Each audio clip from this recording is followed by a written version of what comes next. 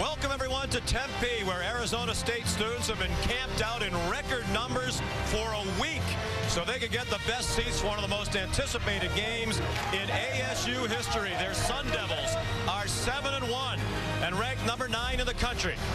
Today they welcome Everett Golson of the 10th ranked Fighting Irish of Notre Dame, who also sport a 7-1 record. It's a top 10 matchup with major college football playoff implications.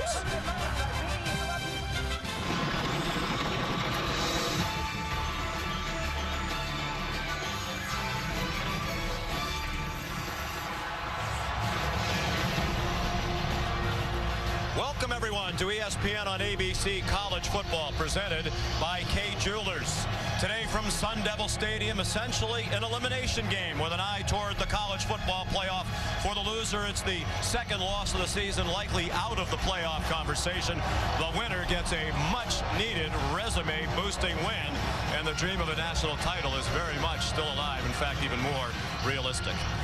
Hi, everybody, and welcome. Sean McDonough, along with the College Football Hall of Famer Chris Spielman, joined in a moment by Todd McShay. Delighted to have you with us. When we talked to Todd Graham, the Arizona State coach, yesterday, he said quarterback play is important in every game, but he thinks the quarterback that plays better today, his team is going to win. Well, let's look at Taylor Kelly, Sean. He missed 6 weeks with a broken foot. This is his 3rd game back. The previous 2 games, he's been a little rusty in terms of not really seeing the field and timing on his throws. We talked to him yesterday. He had a great week of practice. That's important for a college football player to get his confidence. The other thing he brings to the table is he can run the football, so defenses have to account for him. Now, since he's been reinserted into the lineup, the ASU rush team has picked up. The Sun Devils getting ready to take the field out of the Pat Tillman tunnel. So appropriate on this Veterans Day weekend. They emerge from the tunnel named in honor of the former Arizona State great who gave his life in Afghanistan in service of our country more than a decade ago.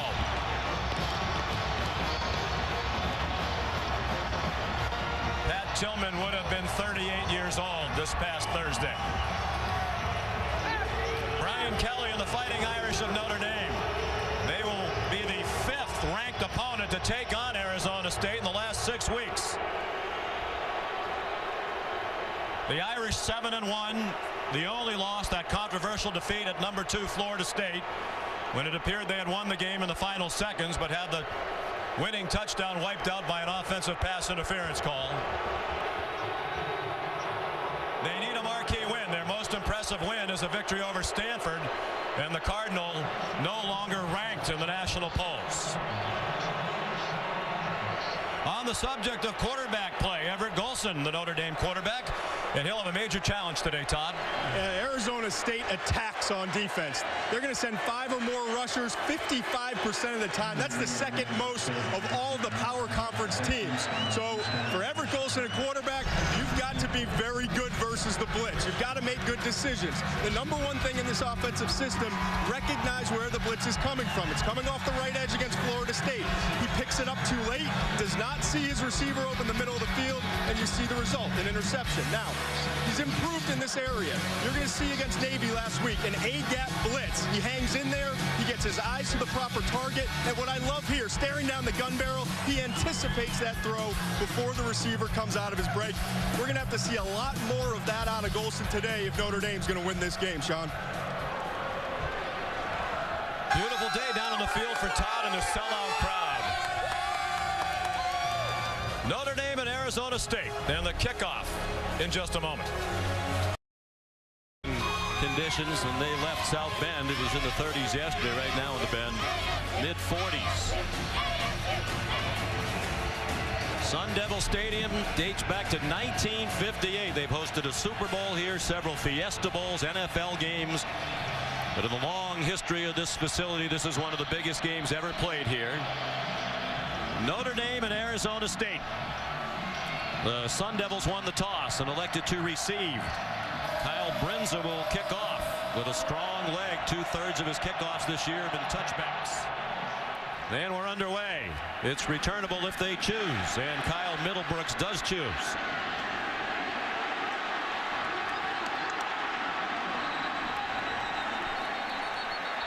Flags down on the return, 3 of them in fact. C.J. Procise made the tackle for Notre Dame. Jeff Heiser is the referee. Illegal block in the back.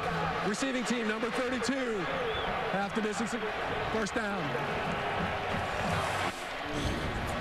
Well, here's where you have to avoid the big mistakes. Todd Graham's team's normally not penalized a lot, and that's a situation where you have to avoid the block. Now, you can use your body to screen the man, but don't hit him in the back. It's DeAndre Lewis with the return. The Sun Devils wearing new uniforms today. A lot of these trendy uniforms, the number's a little hard to pick up. They call them their Desert Fuel uniforms. Kelly out of the pistol. And Taylor throws to the 20-yard line. First down with the forward progress. Catch made by Jalen Strong, one of the best receivers in the country. Taylor Kelly, graduate student from Eagle, Idaho. Third in school history in touchdown passes. His first pass good for 12. Now a handoff. Matthias Farley, the nickel, up there to smoke to Mario Richard, who's become their featured ball carrier in recent weeks. A true freshman out of Palmdale, California. Good call by Brian Van Gorder. You get a big play, you come with a blitz, and you get a nice tackle for a loss. Arizona State wants to go very quickly, and a big hole. And Max Redfield takes down Richard, but it's another first down as the freshman made it to the 32-yard line. A gain of 12. Notre Dame playing without their leading tackler, Joe Schmidt, the linebacker, who was also the communicator. Did a great job of getting them lined up and in the right defenses. That'll be a key today, how they can deal with his absence. Richard tackled by Jalen Smith. There's Niles Morgan, the true freshman who has stepped in for Schmidt and is making his first career start. He saw plenty of action last week at Navy when Schmidt got hurt. Kelly's throw too high, trying to hit Jalen Strong with Cole Luke in coverage. You know, Niles Morgan, who's taken Joe Schmidt's spot, Sean, and you talked about it's all about the communication, how vital that is to this Notre Dame defense to get everybody on the same page. And there's extra stress when you play a high-tempo offense. A breakdown in communication equals a big play by the offense. Morgan, a great physical talent. Brian Kelly thinks he's going to be potentially one of the great linebackers in Notre Dame history, but right now still very much at the beginning of the learning curve. Third down and 4. No pressure on Kelly. Then his pass is caught by Cody Cole, the tight end, but he's short of the first down. Good tackle in the open field by Elijah Shoemate. And a decision for Todd Graham on 4th down and a yard. Well, Shoemate did a nice job of not getting separated from Cole on a little drag route. Man-to-man defense. As soon as the ball was caught, he was there to bring him down short and not let him fall forward. Well, a chance to perhaps send an early statement. But Coach Graham sends the punting team on. They've been a very poor punting team this year. Matt Hawk is the punter. Greg Bryant back deep for the Irish. Nice bounce. Bryant elected to field it in traffic, but he's down at the 13-yard line. Good coverage by the Sun Devils, who are just 94th in the country in net punting. Mitchell Fraboni, the snapper down there, in on the tackle on Bryant. 49-yard punt, return of 3. So here comes Golson with the Irish offense. As Brian Kelly says, he's a winner. 17-2 as a starter. 22 touchdown passes, and he's run for 7. He's a dual threat, but very much not a run-first quarterback. He prefers to stay in that pocket and throw it, and that's what the play calls for. He handed it off to Tarian Folston. And Jordan Simone, the very active safety, up in run support. Sean, this is the matchup that I'm looking forward to. It's Brian Kelly versus Todd Graham. How rare is it that we have 2 head coaches, both of them coordinators, and going head-to-head with Coach Kelly on offense, Coach Graham on defense. Golson on a design rollout. Throws for a first down to the 27-yard line. Will Fuller made the catch. He's the leading receiver for the Irish. Well, just the versatility of Golson, again, showing that he can throw from the pocket and on the run across his body. Now, just that's a little bit of a danger point right there. The one thing Fuller did not do was come back for the ball. That's something to keep your eye on as this game progresses, because Arizona State loves to play tight man-to-man. Sun Devils show blitz and bring it, and Folston tries to run through it. He being able to break away from the tackle of Salamo Fiso. He might have been off for a long gainer. He'll settle for 5. And here's Todd McShay. Well, guys, one thing to keep an eye on early on in this game with Everett Golson is moving the pocket with him. He's had some of his bigger mistakes early in games as they're trying to figure out what the defense does when he's throwing from inside the pocket. So they might want to move him around a little bit to get him comfortable before they settle in with the pocket passing game later in the game. On 2nd and 5, the quick hitter complete for a first down. Fuller again out to the 42-yard line. Well, so far, Coach Kelly and Everett Golson in this offense is handling the blitz and the pressure. The pressure came from the right side. Automatically, he's going to his security blanket and Fuller on a quick slant. Because they're giving him so much respect, they're playing so far off, that's going to be open.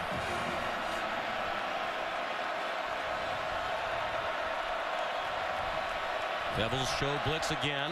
They rushed 5, and the catch made by Fuller stays on his feet and makes his way to the 45-yard line of Arizona State. Liu Mokiola made the tackle. Key member of that defense, linebacker. 13-yard gain. Impressive opening drive for the Irish.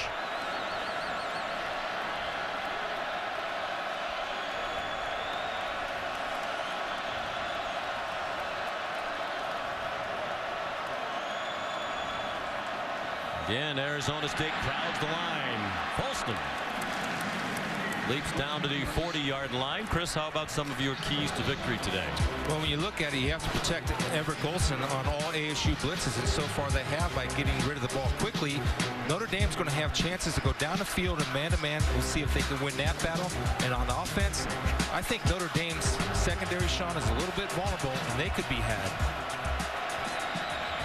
2nd down and 6 for Notre Dame. No score. Missed more than 5 minutes played. Folston tackled by Antonio Longino. Folston's become their primary back in recent weeks. 3 running backs early in the season sharing the carries. Greg Bryant, Cam McDaniel, and Folston. But Folston rushed for 120 at Florida State, 149 last week at Navy. And he has become, without question, their featured back. Yeah, for as small as he is, Sean, he's a very strong inside runner, and he likes to go in there. By his own admission, though, struggles in pass protection, and that could be an issue today against this blitz-happy ASU team. They come after him again, and Golson got it off quickly. Durham Smythe, his first career catch. Backup tight end, redshirt freshman from Belton, Texas. It's good for a first down. Well, you see the blitz coming from the top of your screen, and that's Notre Dame's answer. Everett Golson is able to recognize the blitz, not panic, and understand the weak area of that blitz is away from it because of the soft coverage on the back side of the blitz. 6-yard gain for the first down. And that play dropped immediately.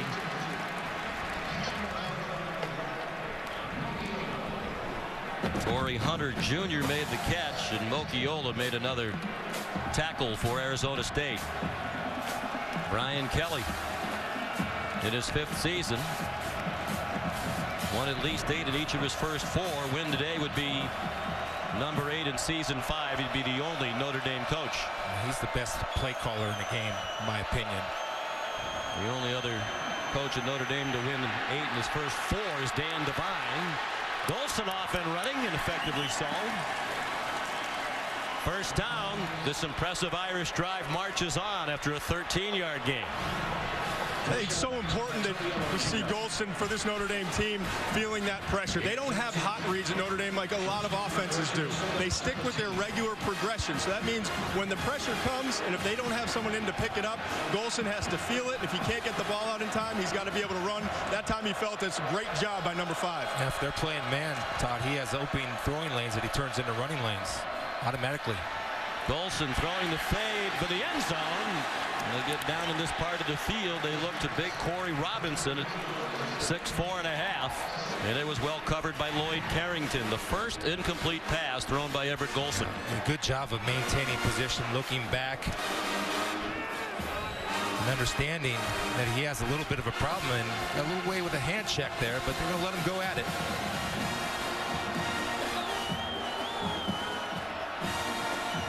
Second and 10. Look out! They finally get to Golson, who coughs up the football. Carrington came on a corner blitz, and Notre Dame got it back. Back at the 24-yard line. That's been the biggest issue for Golson. He tends to cough it up when he's pressured or in traffic. That's the first time, Sean, that he's really panicked and had a misread. He did have a receiver open to the right. And again, he has to understand that he's accountable for that blitzer. That was not a breakdown in pass protection. That was a breakdown in Everett Golson not picking up that blitzer with his eyes.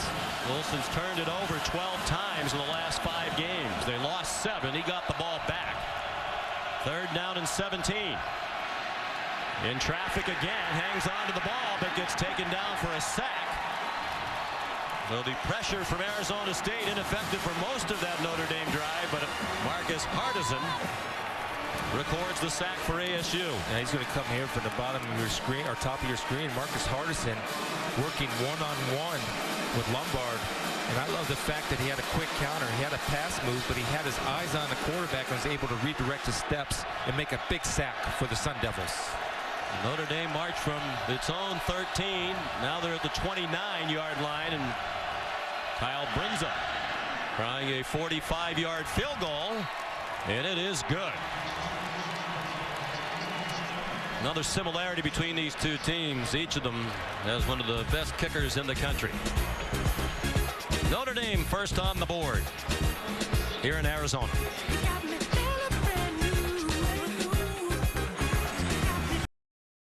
DirecTV.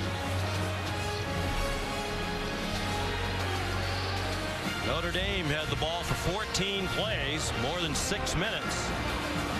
Had a 1st and 10 at the Arizona State 17-yard line, then a couple of lost yardage plays. Had them settling for what is officially a 46-yard field goal from the senior Kyle Brinza. The kickoff for the second time. This one is not going to be returnable. Let's send you back to the studio. Here's Chris Cotter with an update. Time to go AT&T inside the headset. It's just Hal, Kevin Sumlin, and Jake Spubman all drew it up, right? Kyle Allen 60 yards to Malcolm Kennedy. Allen has just hooked up with Josh Reynolds, too. A&M has taken a quick 14-0 lead at Auburn. Sean, Chris, Todd, back to you guys out in the desert. All right, Chris, thank you. Second possession on offense for Arizona State. Taylor Kelly, the quarterback. And another big hole. DJ Foster, who lines up all over the offense as a running back and a receiver. He burst through to the 39-yard line. You see it right there. They're going to attack the young freshman. That little middle linebacker, Nick Kelly, the center, wins his one-on-one battle. Kelly wants to throw and wants to throw a deep ball. Single coverage. It's caught but out of bounds. Cameron Smith, who's a deep threat, covered by Devin Butler, who's ordinarily their third corner, but he might see more action than usual today with Cody Riggs nursing a foot. Well, there's a prime example of the rust of Taylor Kelly. Cameron Smith was behind the secondary, and that ball was floated out there. If that was put on a drive with some distance, that's 6 points. That's rust. Under the broken bone was right foot to Kelly. Same play. They've had success with that action on both possessions. DJ Foster for another first down to the 49-yard line. They'll mark it at the 50. First down, Arizona State. And Miles Morgenschau had another shot at him, missed him in open field. 11-yard gain. Now running off right tackle. Foster again. Cut down by Elijah Shoemate. He's a great weapon. Foster is the only player in the nation who has more than 700 rushing yards and 400 receiving yards. They have confusion a little bit. Substitution packages for Notre Dame can't get in there. Kelly, first down. Nice move after the catch by Jalen Strong. Redshirt junior from Philadelphia, Pennsylvania. And continuing to improve as a receiver. Right there, he goes up and attacks the ball. If there's one weakness, a lot of times when you watch him on film, he'll wait for that ball to get there. Not that time. Good job of going and getting it. 9-yard gain. Foster skips to the 30-yard line. Andrew Trumbetti, one of several true freshmen playing on this defense for the Irish. He made the tackle, and now he comes out. And you see how quickly they are substituting, sprinting on and off the field.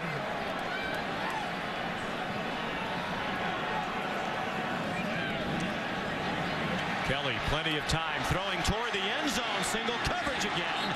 And a lot of hand fighting between Jalen Strong and Devin Butler. And it ended up as an incomplete pass. Again, we're short. He's short on the ball. You see that he is behind Butler. And you want to throw that ball where he has a chance. And at least because of the height advantage, go ahead and make him the winner or the best chance to get the 50-50 ball, because he'll go up and get it for you. But you can't be short. That's two deep passes that have been underthrown.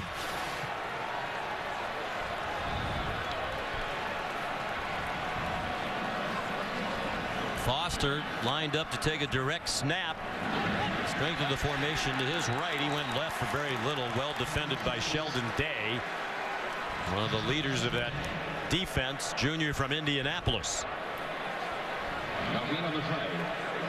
Matter of fact, Brian Van Gorder says Day's been their most consistent player on defense. It's a young Irish defense that has struggled lately. They force a field goal attempt here from Zane Gonzalez. They had 4 field goals against Utah here last Saturday night, including the game winner from 36 in overtime. One of the semifinalists for the Lou Groza Award is the best kicker in the country, and that one is good from 47. Two outstanding kickers, and they've both been on the money with their first try of the day.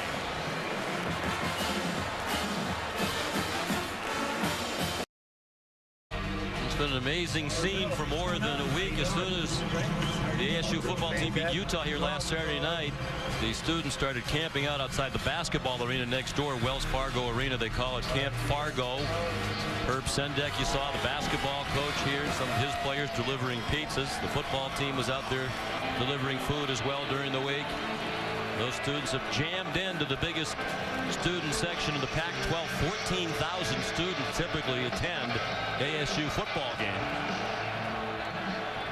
Alex Garut kicks off for the Devils. Down to Amir Carlisle.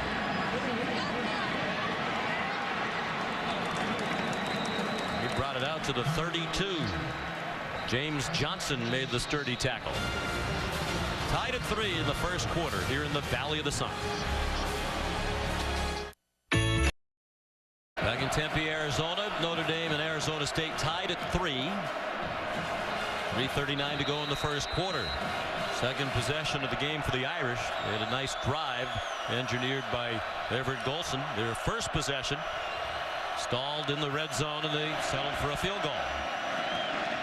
Arizona State brings pressure again, and Golson's pass in the direction of Chris Brown. Incomplete and covered by Lloyd Carrington.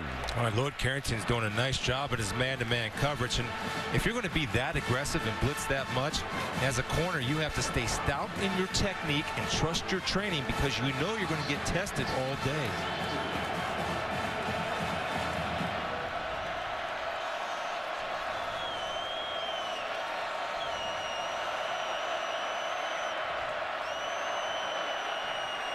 Golson in trouble and tripped up again. He lost the ball. Tayshawn Smallwood picked it up for Arizona State. And the Sun Devils will have it at the Notre Dame 13. Well, there's so many places to start with this. First of all, Folston's biggest weakness, number 25, is his pass protection. He's going to miss the block, and you see right here, Golson is, yes, that's definitely a fumble. Neither the elbow or the knee is down. And a great job of picking that up and actually trying to run it in. Right here, the ball is going to be knocked out when he is not down. That drives Brian Kelly nuts. I mean, he talked about that yesterday. The one thing that drives him crazy, he loves Everett Golson. Everett Golson's great, but that's his weakness, Sean, is ball security. He thought he improved. So far in his first quarter, 2 fumbles for Everett. What a play by Tayshawn Small, true freshman from Fresno, California. Made the hit on Golson that forced the fumble, and then he recovered it and ran it back to the 13-yard line. Already 3 sacks for ASU. Kelly throws on the run, caught, touchdown, Jalen Strong.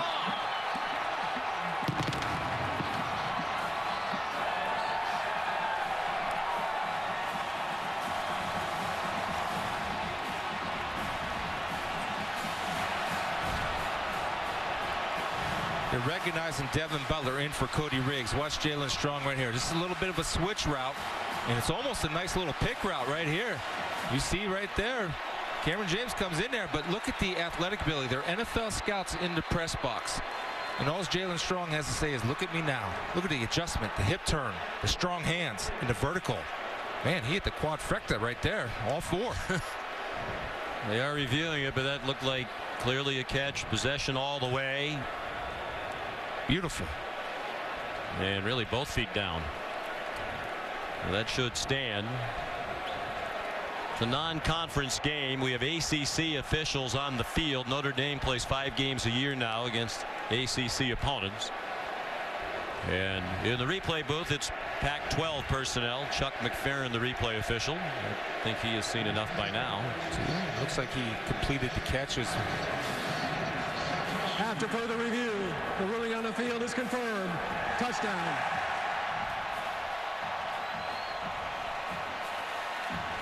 A huge play by Smallwood set it up.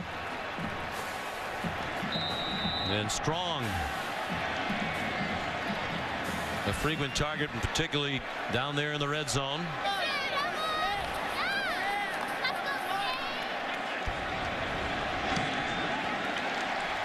Zane Gonzalez adds the extra point.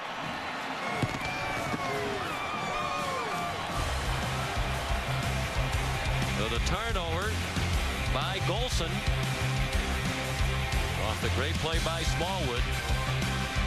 And just one play later, Strong with the first touchdown of the game.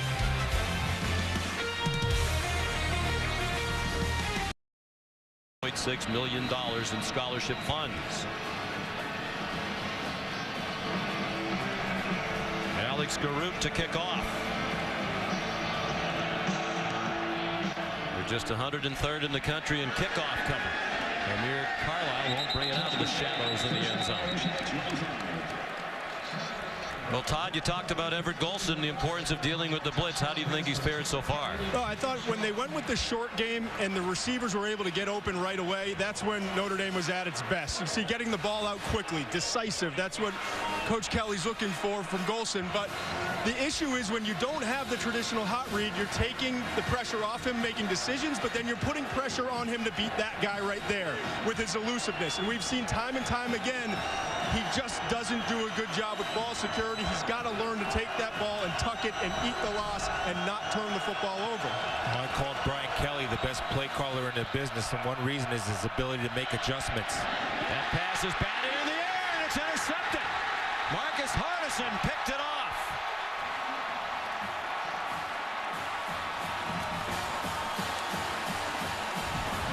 Low talk. Waltu is going to get a nice little tip right here, recognizing the short passing game. That's the counter to the quick passing game. Watch him get his hands in the air right here. So when you know that you're going to get countered with a quick passing game, Waltu gets up and bounces the ball, and also Cherry looks like he got his hands on the tip. Then you have defensive linemen and hot pursuing defense running to the football. Good things happen when you hustle.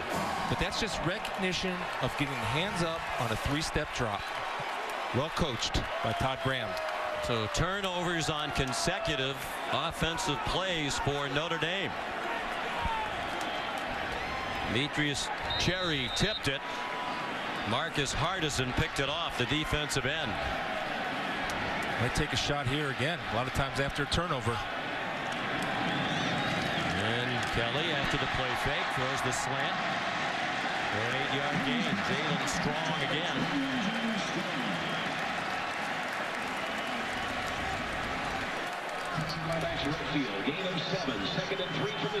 Kelly looks comfortable, doesn't he?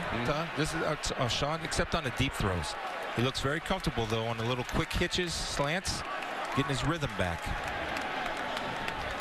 There's a bit of a quarterback controversy here in the Valley. Some believe they should be playing Mike Bercovici, who played well when Kelly was out with that broken foot. Down toward the goal line goes Demario Richard. He got dropped just shy. They'll mark it at the 1 as he tried to tumble into the end zone. Max Redfield saved the touchdown. Well, you see right there, you have an unblocked player coming late into your screen. They miss it and leads to this. Richard to the goal line. Stopped short. Now they say touchdown.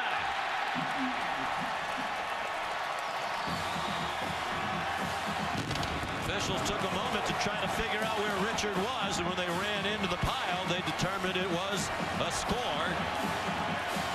And another touchdown off a turnover for ASU. Well, the true freshman Richard runs with power. He wants to get in. You can see that the ball is definitely across the goal line. Good surge by the Sun Devil offensive line, getting great push. They're playing lower than the Notre Dame defensive line. That's why they're getting that push. Low man wins. Well, as Richard has emerged in recent weeks, it's allowed the coaches to give him more of the carries and to use Foster in a variety of roles. They are replaying it to make sure it's a score. And again, it clearly appeared to be a touchdown for the freshman.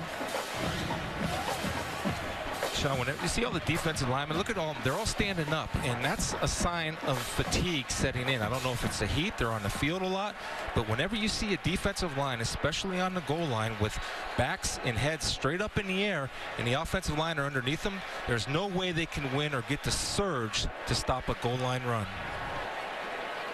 That's fatigue right there.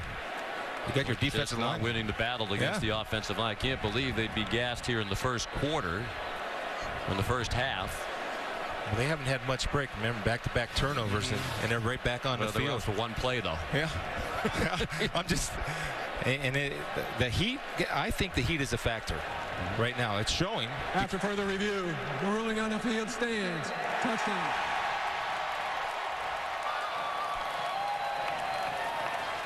Second of the season for the freshman, Demario Richard. Ran for 116 last week. A career high in their overtime win against Utah.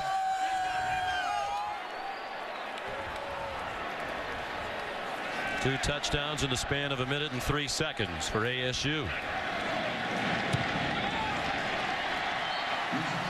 And the extra point is up and good by Zane Gonzalez.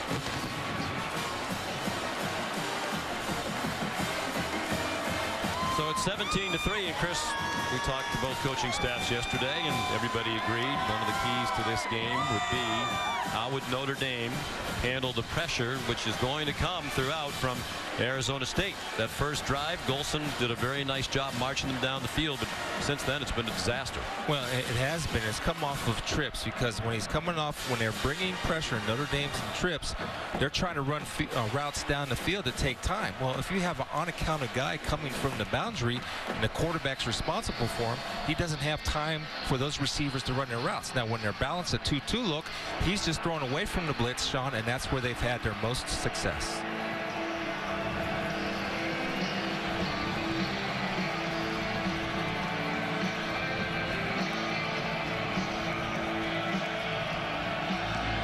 Garrett kicks off again. Line drive. And Carlisle takes a knee. Not even trying to bring it out against one of the worst kickoff coverage teams in the country. This is a rematch of a game played in Arlington, Texas, Jerry World last year, and it was a wild game. Notre Dame took the lead in the third quarter, 24-13 on that touchdown pass by Tommy Reese. But then in the fourth quarter, the tide changed. Osahan Irabor, interception return for a touchdown for the Devils. Later in the fourth quarter, score was tied at 27. Maury Nelson a touchdown, but the Irish clinched it when Dan Fox intercepted Taylor Kelly and ran it back in. 37-34 was the final.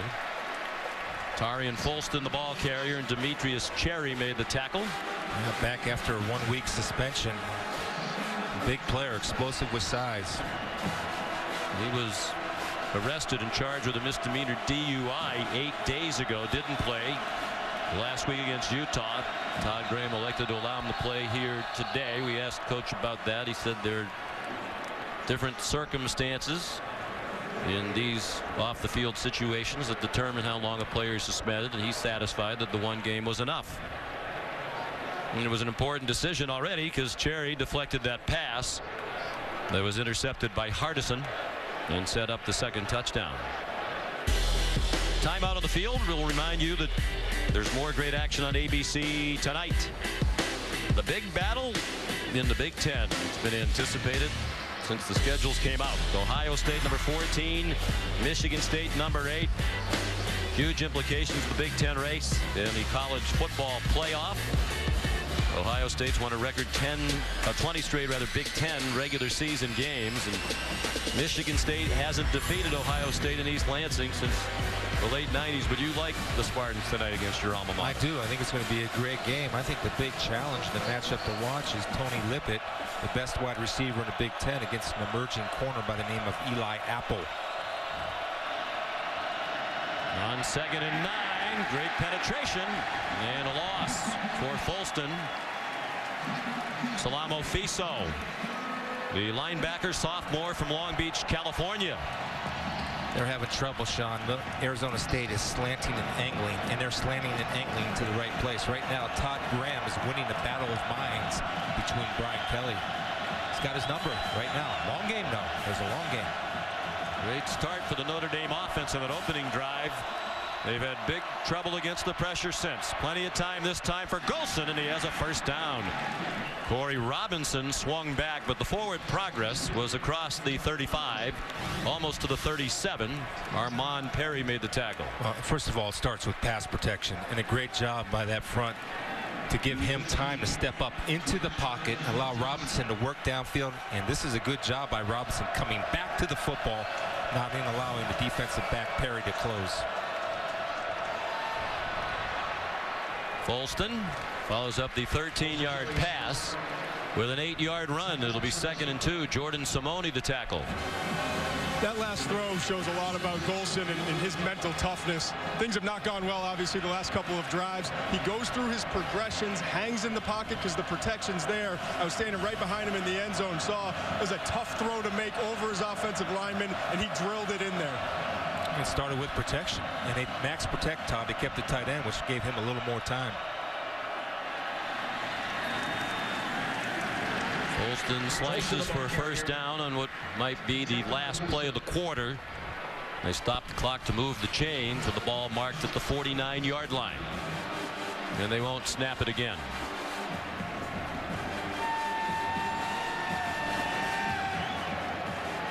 For some reason the clock stopped, and now they're winding it again. 2 turnovers by Notre Dame led to 2 touchdowns for Arizona State. The end of one, 17-3 for the Sun Devils.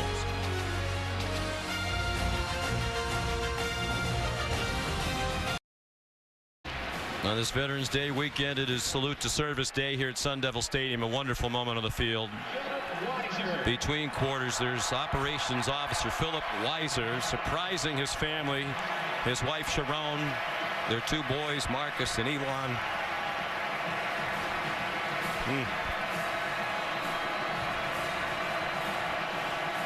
Back from Afghanistan to surprise his family. He serves with the 455th Aerial Port Squadron. Arizona State arranged for that surprise reunion. They have an honor roll for every home game here, where Arizona State gives tickets, prominent seats right behind the bench, to military members and their families. First play of the second quarter. Everett Golson takes off running.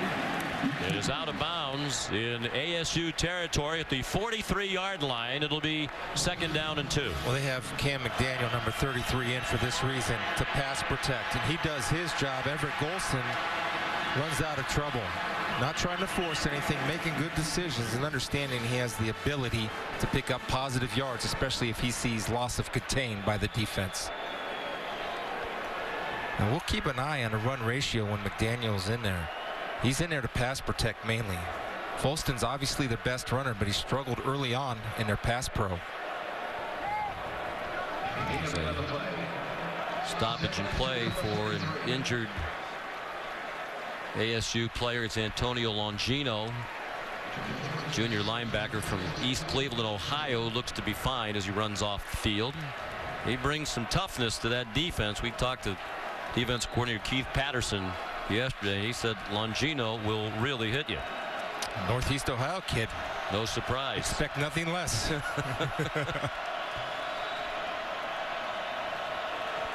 Second and 2.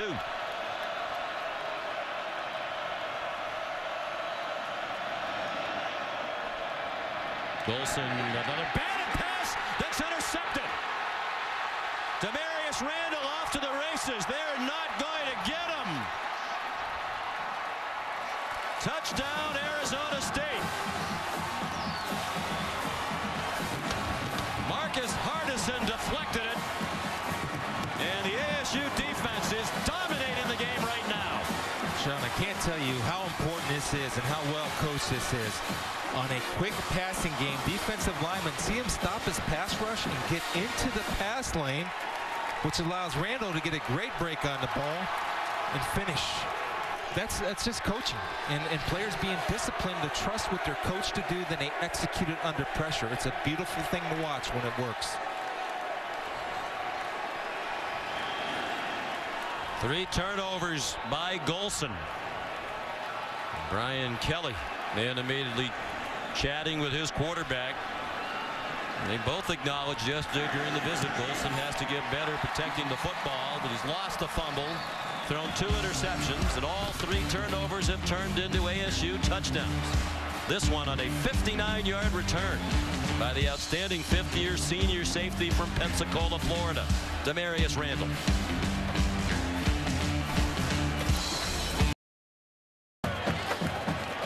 Arizona State 24 points in the span of 4 minutes and 26 seconds. The defense has been outstanding. 3 takeaways, all leading to touchdowns. The most recent one run in by the defense on the interception return by Demarius Randall. When they forced 2 turnovers or more, the Sun Devils have won 13 in a row. Alex Garut. Amir Carlisle seemed to hesitate a little bit as he caught the ball. He got banged around just shy of the 25. There is a flag down in the middle of the field. Quashie Brown made the tackle, delivered a pretty good pop. Going to return, holding, receiving team, 10 yards from the spot of the foul, 1st down. Well, the turnovers, obviously the big difference in the game, and again the problems with ball security for Everett Golson. Well, self-inflicted wounds by Notre Dame, and here's the one that was the killer. It was the quick throw and the hands in the air. Now, we've seen 2 batted balls, so what you have to do now, get with your offensive line, and you got to tell them, when we're going 3-step or quick step, you have to take the knees of the defensive ends. That's the only way to get their hands on. They got 2 already, no more. You got to start chop blocking them.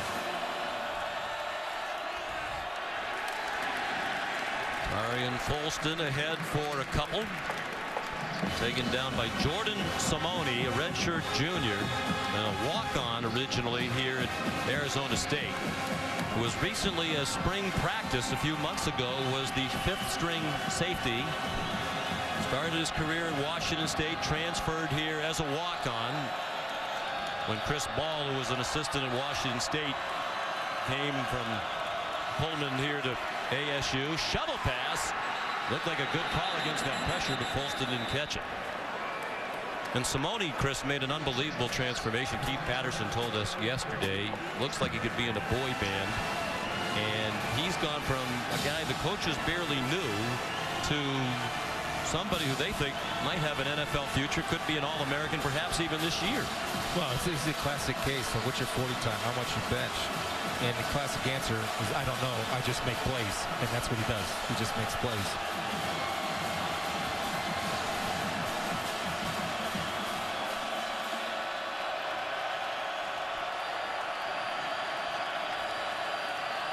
On 3rd and 8, they come after Golson. Takes off running, won't get anywhere near the first down markers. Out to the 18, Malami Latu, Antonio Longino. Well, you could see a well-coached team and a well-prepared team, because when Notre Dame does go empty, about 60% of the time, according to my calculations, they run quarterback draw. And when you're calling defenses, you're playing the percentages. It's not always going to be 100%, but you're trusting that you know what you're doing into that situation. Kyle Brinza punts, fair catch signal made by Kyle Middlebrooks. Strong performance by Todd Graham's Arizona State Sun Devils here in the first half.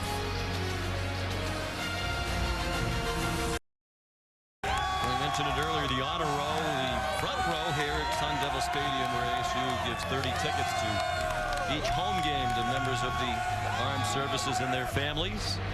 Today they're honoring Purple Heart recipients.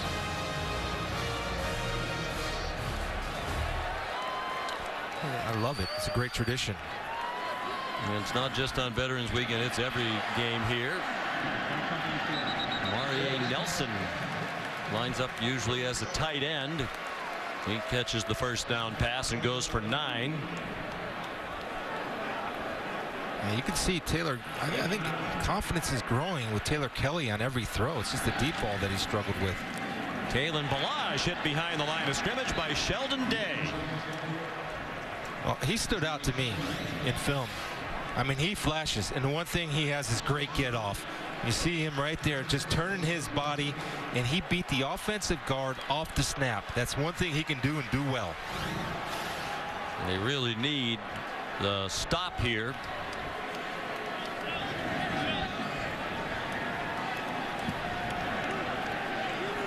Day 6.5 tackles for loss now for the season. Tied for the team lead with Jalen Smith, the linebacker. 3rd down and 3. Kelly is going to take off running, lunges for the marker. Jalen Smith chased him to the boundary, and it looks like they'll give him a favorable spot in the first down.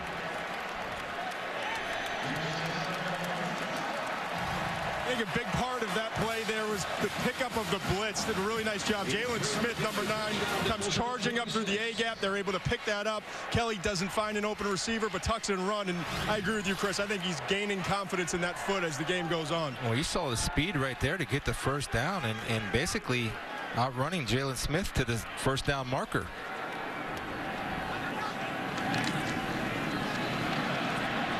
DJ Foster. 10 more. Wrestled down by Matthias Farley. It's another first down for Arizona State. Well, this is just counter OT. Guard and tackle around. And DJ Foster very patient in his running. And we talked about Coach Graham calling plays. Mike Norvell, the offensive coordinator, is doing an awesome job of mixing it up, running pass. And now Kelly throws, man behind the defense, and another touchdown for ASU. Cameron Smith.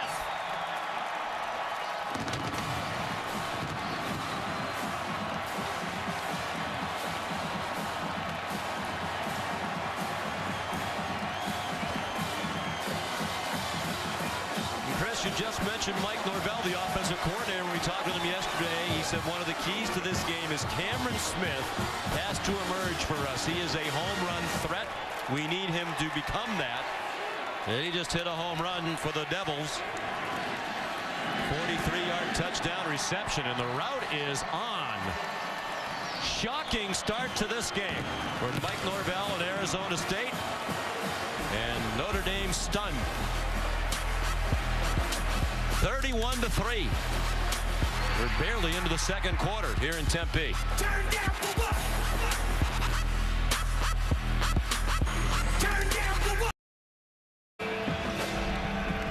Here's a look at our Pacific Life game summary. A blitz from Arizona State, 4 touchdowns in a span of 7 minutes and 7 seconds. And if you're looking for the bright spot for Notre Dame, they do have the edge in time of possession. Yeah, because they score so fast. I mean, and you know, they just got to settle down and get back to what they're doing. And they had success early in the ball game, Sean, when they went a little bit up tempo. That's what they have to get back to doing. And on their quick passing game, I'm telling you, if they're going to do that, they got to. I said chop, I meant cut block to be accurate. They need to cut block the defensive lineman. Alex Garout kicks off. Tumbling line drive that goes out of bounds. Back in the studio, here's Chris Cotter. Sean, Wells Fargo getting it done. That's exactly what true freshman Kyle Allen has done this afternoon. This is his 3rd touchdown pass in a little over a quarter in Auburn. Ricky Seals-Jones taking this in from 23 yards out. 21-14, A&M on top. See if they can hold up on defense. They're doing a good job with their offense. They've always done. Sparky, Get a workout. beating the leprechaun in push-ups right now. There's a lot of these teams behind Auburn in the college football playoff, including these 2. We'll follow that score with interest. Tarian Folston got banged out in the flat by Demarius Randall. Gain of 1. Of course, not only do these teams, Chris, likely need to win out. You can't imagine an Arizona State team or a Notre Dame team with 2 losses for the year that's going to be in the college football playoff. But they need some help from the teams above them. There are 8 teams ahead of Arizona State, 9 including the Devils. Ahead of Notre Dame, Longino the tackle on Folston. I like Arizona State, Sean. If they can go through the South unblemished from now and then face whoever the North is, presumably Oregon, and they beat Oregon, they got a very strong argument to be in that Final Four. Jordan Simone, the injured player, and we talked earlier about how important he is. The coaches think he's an All-American candidate at safety. And they put a lot on their safeties. With all that blitzing, those defensive backs get left alone a lot.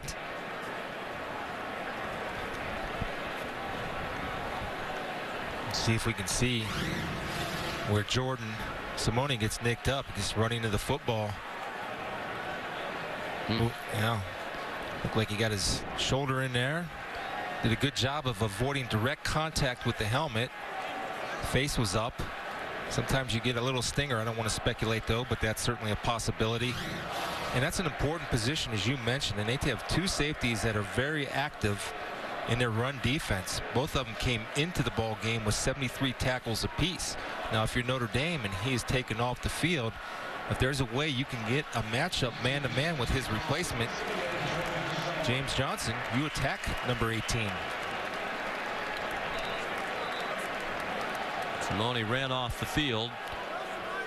Johnson's a redshirt freshman. 3rd down and 7 for Notre Dame. 10.5 minutes to go in the first half. The Irish trailing 31-3. Cam McDaniel is the running back. As Chris pointed out, likely to stay in there and block for Golson. Better at pass protection than Folston.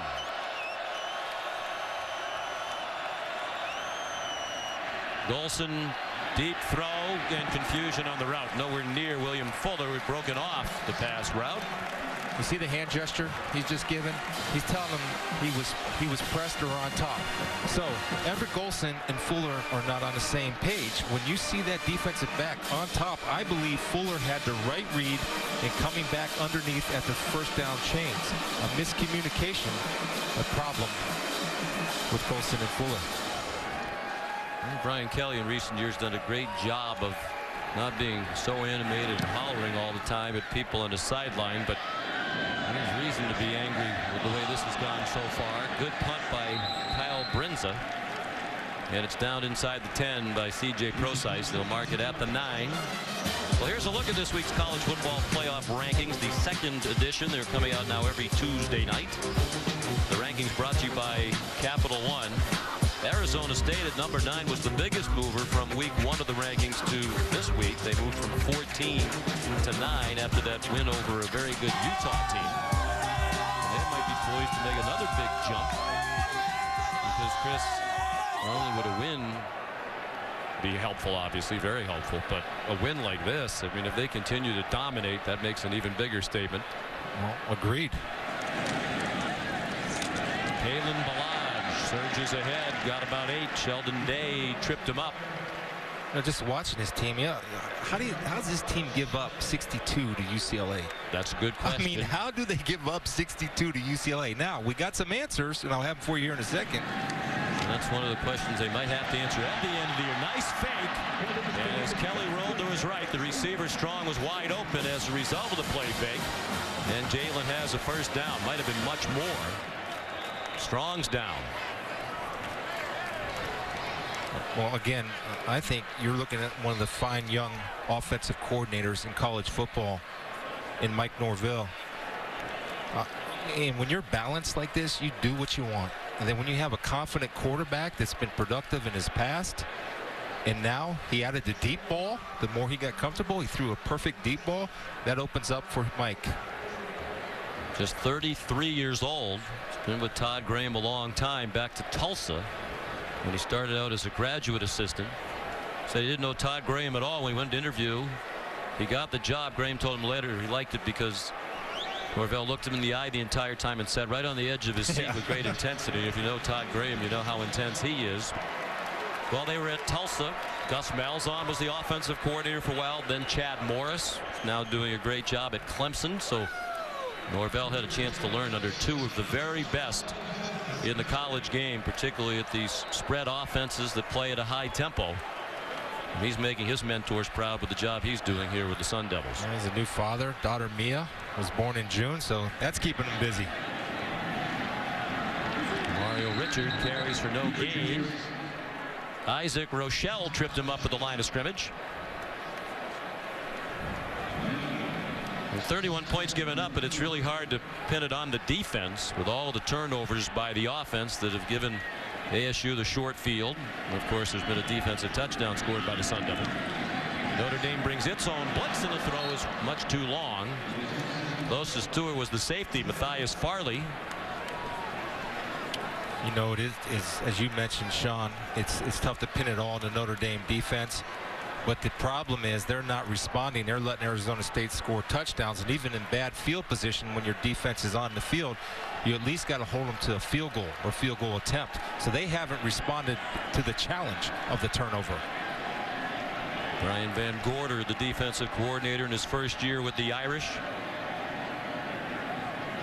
7 years in the NFL. He's brought a lot of NFL-style defenses. Wobbly pass against the blitz. Incomplete. Intended for Cody Cole. And that Irish defense forces a punt with 4th and 10 to come. Well, a big stop by Brian Van Gorder's defense. You can see Mike Norvell saying, we had him, man. We had him. You got to just throw the ball. And the reason he rushed that throw just a tad, because I'll tell you, he had a great job of blocking by Foster to pick up the blitz, to allow the time to take your time and make the good throw.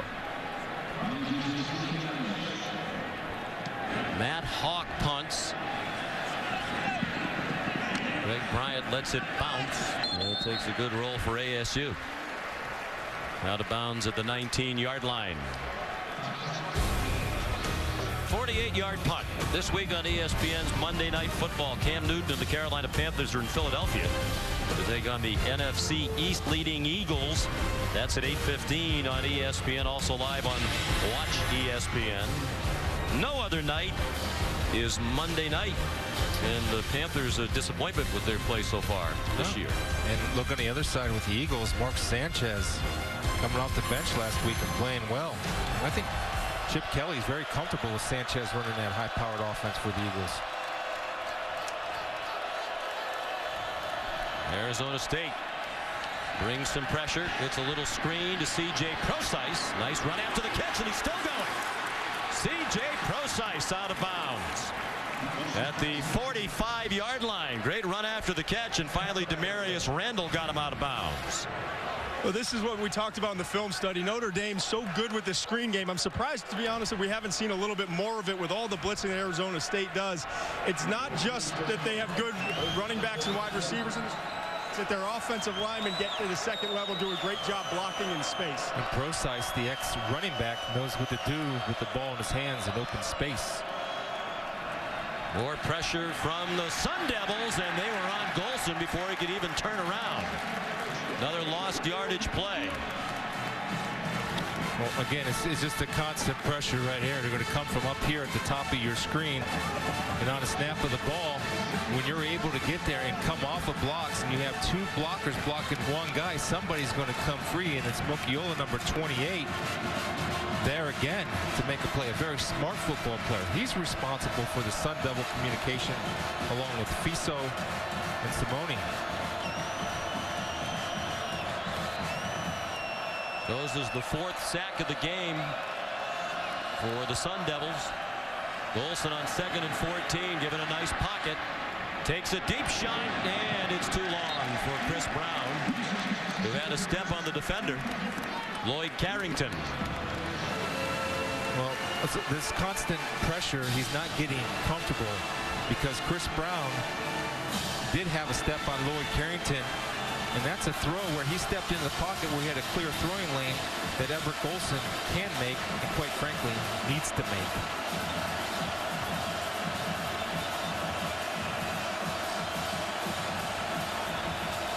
Golson completed 6 of his first 7. He's completed 1 of 7 since. 3rd and 14. Golson really more concerned right now about the rush than looking downfield, and he's down.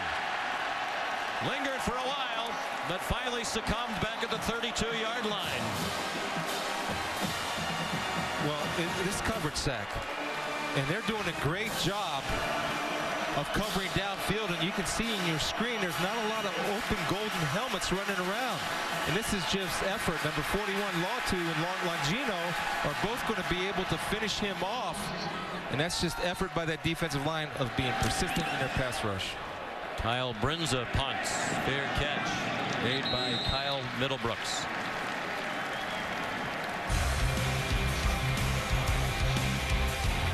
Antonio Longino and the Sun Devil defense in control of this game. Year 1 of the college football playoff. 4 teams will make it to the playoff, and the national champion will receive the national championship trophy presented by Dr. Pepper. That beautiful trophy is here in Tempe today. The winner of this game takes a huge step toward being a part of the college football playoff, and right now it is all Arizona State, leading 31-3, and with the ball back with 6.5 to go in the first half. In the flat, Demario Richard bounced off a hit and got a few more. Finally, Matthias Farley made the tackle. Seems like Arizona State's playing with a lot more urgency. I mean, Shoemate had him dead to rights, and Richard ran right through him. Kelly keeps it, wanted to throw, but they were covered. And Jalen Smith will be credited with the tackle. Actually, a good decision right there by Taylor Kelly, not trying to force anything, understanding they have the game in control, and not making a crucial mental mistake. He's a very smart young man, graduate student, graduated with a degree in educational studies, better than a 3.3 GPA, and now studying sports law, getting a master's in sports law, a new program here at ASU. Pressured, but it's a screen anyway, and he got it off to DJ Foster, who got yanked down at the 45-yard line by Cole Luke. Again, this is a guy that's played a lot of football. Why? Because there's not a lot of panic coming in. You're going to see the pressure come from Jalen Smith. No panic. He just backs up and throws a little fadeaway into the screen, and again, right call against the right defense. DJ Foster tackling on this defensive sequence a little shaky for Notre Dame. Devin Butler finally made the tackle. He's been playing a lot today, and we've seen, I do not recall having seen Cody Riggs on the field. Ordinarily their starting corner has been bothered with a leg injury. Ordinarily their punt returner too, but they've had Greg Bryant back there today. Kelly, another deep ball, another open receiver, and it's just a bit too long for Cameron Smith, who got behind Cole Luke. Well, I'm coming back to it because right now all the receivers for Arizona State are running past all the defensive backs for Notre Dame, and that was one of the keys to the game, Sean. We felt coming into this game that there were big plays to be had against this Notre Dame secondary, and they're there. And Cameron James showing his explosiveness.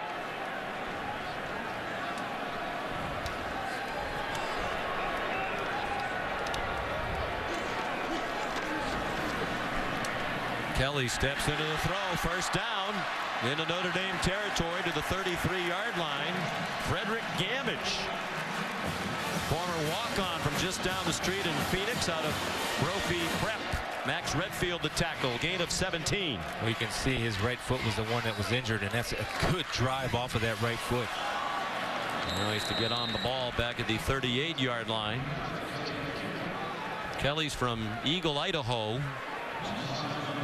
Grew up very close to where Jake Plummer hails from, and of course Plummer, one of the great players in the history of ASU football, and it was Jake's history here. It was a big reason why Taylor Kelly elected to come to Arizona State, and Jake's here today, and Taylor told us yesterday he speaks to Jake every week.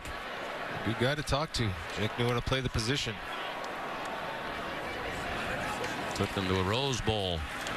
Look out, pressure. Kelly got it off. Threw it up for grabs. They're looking for a flag on the ASU sideline, and they're going to get one. DeAndre Lewis, the intended receiver. He got tangled up with Elijah Shoemate.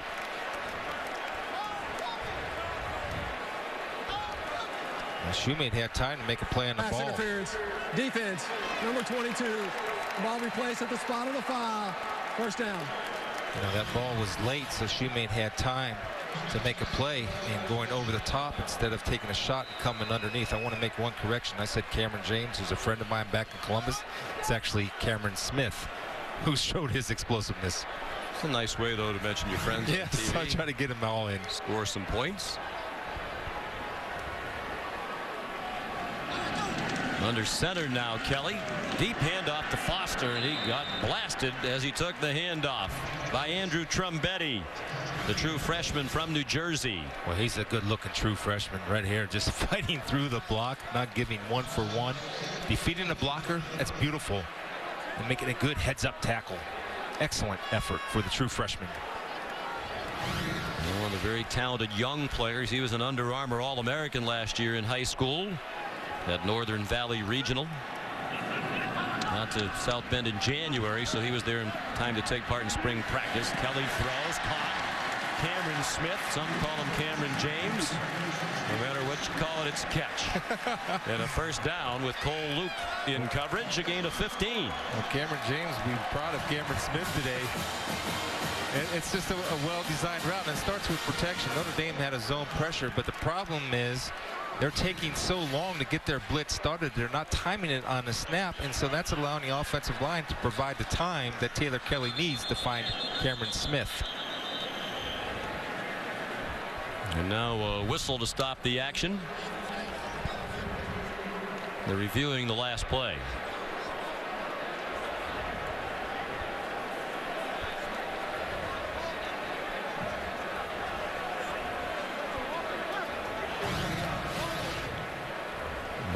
Questioning not whether it was a catch, but the spot of the ball relative to the first down marker.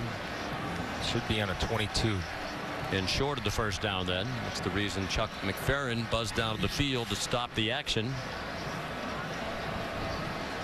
You know, I want to just the balance of this offense, Sean, is what was missing when Taylor Kelly was not in the game. And just the threat of a quarterback running the ball puts so much pressure on the defense because you have to take a possible defender pursuing to the football and account for the quarterback on the read option.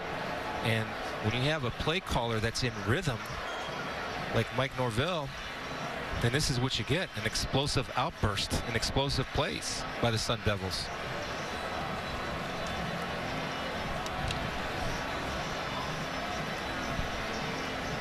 That's important to note that play callers like Brian Kelly, Todd Graham on defense, Mike Norvell on offense, Chad Morris, Gus Malzahn, Bobby Petrino, whoever it may be, those guys get a rhythm. They get a feel. And sometimes they get out of rhythm, out of field because nothing's working. Then you start to panic a little bit. You just got to bring it down in and get your players comfortable and run simple plays that can be effective. The problem is Arizona State makes nothing simple because they're bringing 6 and 7 guys, and Notre Dame's receivers down the field aren't doing a consistent job of separating from coverage. Well, if they mark the ball short of the first down yardage, it would be 3rd down and short for Arizona State.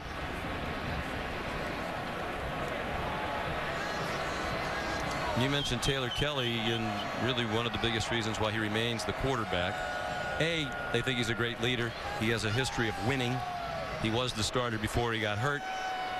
But the run game that he gives them that the backup Mike Bercovici does not is also a big factor. But it's awfully nice to know they have Bercovici if they need him, because he was phenomenal filling in when Kelly was out. Even in their only loss of the year against UCLA when they gave up 62, Bercovici threw for 488 yards. Review.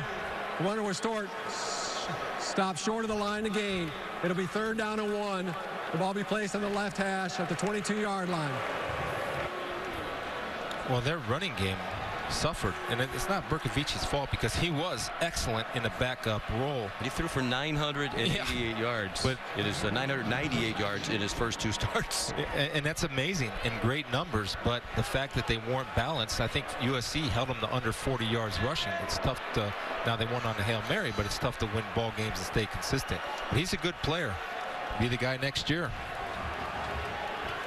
And they have some packages. They said it was possible he'd get into the game today, but might be in a mop-up role if the game continues to go like this. So they move the ball back. It's not a first down. It's 3rd down and 1, and the Irish appear to stop DJ Foster. Niles Morgan standing in today for Joe Schmidt. Help stop that play short. How do you think Brian Van Gorder's defense has done, Chris, with the part of the game we talked about, lining up, being ready to go without Joe Schmidt, their communicator, in the game? I think they've done okay. What's happened is that their coverage in the back end has been exploited, and that was not a strong point for this defense. Arizona State recognizes that, and they're taking their shots downfield. And the problem that they're having is when you're balanced like Arizona State is, you don't know what to call, so you have to call it safe so you can stop everything.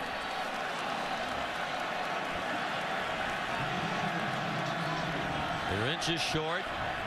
Crowd's out for blood. They want Todd Graham to go for it. They're going to go for it. I think it's the right call. Your defense is playing well. You're up 28. You got a chance to drive the stake, or in this case, the fork. You try to do it. The pitchfork logo all over the place here.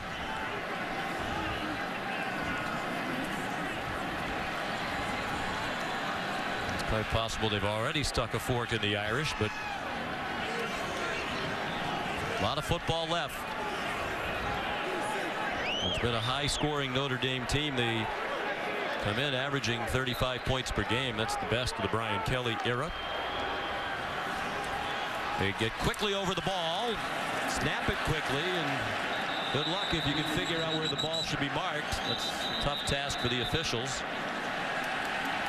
There's a flag down on the play. The mark might not matter. It won't. 5-yard penalty. First down. They were lined up in the neutral zone as they allowed the play to continue.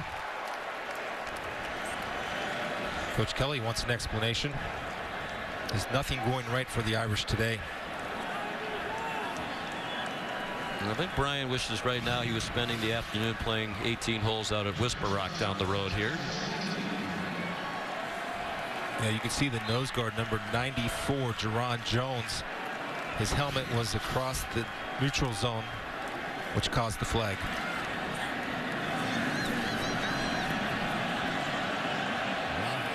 Into the bag of tricks.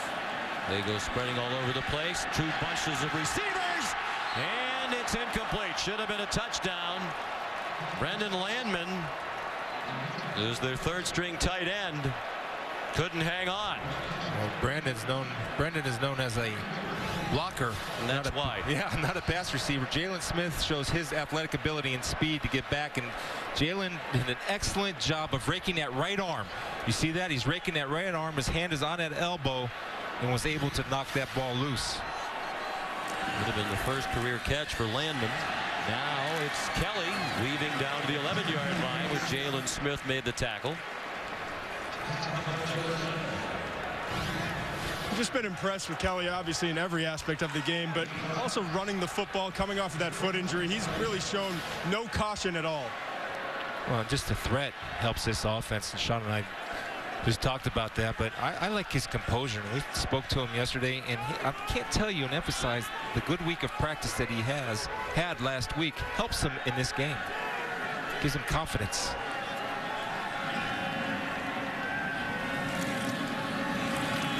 Third down and 5. Corner of the end zone and incomplete. Intended for DJ Foster with Matthias Farley in coverage, so the Irish defense forces a field goal try from Zane Gonzalez. Made 10 of his last 11. 2 out of the last 3 games, including last week's overtime win against Utah. He's kicked 4 field goals. Todd Graham was trying to help Gonzalez relax before he took the field for the overtime game winner, and Gonzalez said, "Don't worry, coach, I have it." And he did. And he has that one as well. So he's 2 for 2. That's a 28-yarder. And it is a 31-point lead as we approach halftime. 1:09 to go, and Notre Dame does have 3 timeouts. Here's a look at today's Aflac trivia question. Who is the only person who has served as head coach both the Arizona State and Notre Dame football programs?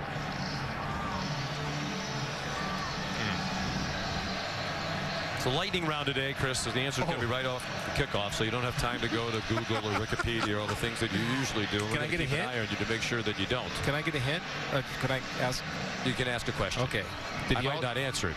Did he also coach in the NFL? Yes, he did. Okay. You don't want to just want to go ahead right now? That was Rudy's coach, Dan Devine, right? That is correct. I guess we won't answer it after the kickoff. Well, you asked me to answer. I can't help it. We'll put the graphic up after the kickoff. How about that? Just to confirm. You're just too smart. No, that wasn't the most difficult one. Right? Okay.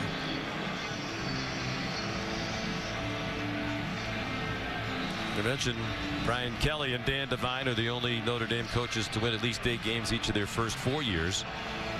For the next win of this season for Notre Dame, Brian Kelly will go 5 years in a row with at least 8 wins. He's done a wonderful job, but this has been one of his worst days on the job as coach of the Irish, at least so far today. Amir Carlisle knocked down by the kicker, Alex Garout. Nice tackle, Alex. Yeah, that's nothing new. He is regularly down there in coverage. Flag. The only person serve as head coach at Arizona State and Notre Dame, the football programs, is indeed Dan Devine. Led ASU to a perfect season, 10-0 in 1957. Frank Kush took over after Dan Devine left for Missouri. And of course, Dan was at Notre Dame in the late 70s and won national title in 77. Golson floated one, but it got there. And now it's Corey Robinson. Excuse me, it's C.J. Procise with a big gainer down to the 16-yard line. Wow. You have an opportunity. A great break on the ball right here by Darius Randall, number 3. And he misses it. And Procise does a good job of turning his hips in a well-placed ball on the back shoulder of Procise. He did a good job of running it down, and Carrington ran him down from behind. 59-yard gain. Huge play for the Irish, and they needed it. Procise has made some big plays. He had a 79-yard touchdown last week against Navy. Golson goes out of bounds back near the line of scrimmage. Jordan Simone was shaken up earlier, is back out there now at safety for Arizona State. 24 seconds in the half. All 3 timeouts for the Irish. in desperate need of a touchdown here before the end of the half. They will get the ball to begin the second half. He likes to target Robinson at 6'4", number 88 in the red zone area. He'll be at the top of your screen.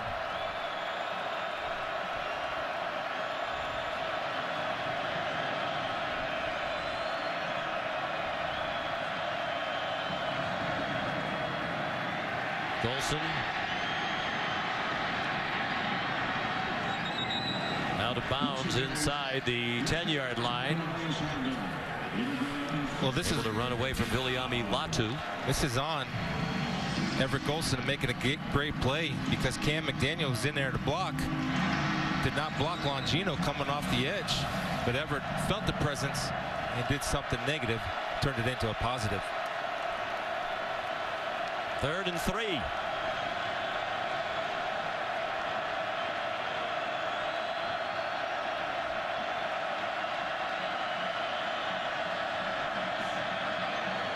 Fade, open receiver, caught, touchdown, Notre Dame.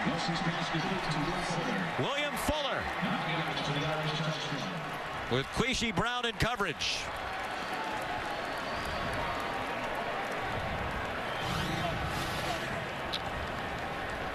Nice little double move right there by Fuller with a little shake and bake. Catches Quishy Brown, and Quishy could have helped himself if he would have got hands on Fuller to disrupt the timing of the route. And the left foot is clearly in and the ball is secured after the catch. But you have to get your hands on receivers, especially at the goal line. If you give them a free release, they'll make you pay more than not. They're checking it in the replay booth.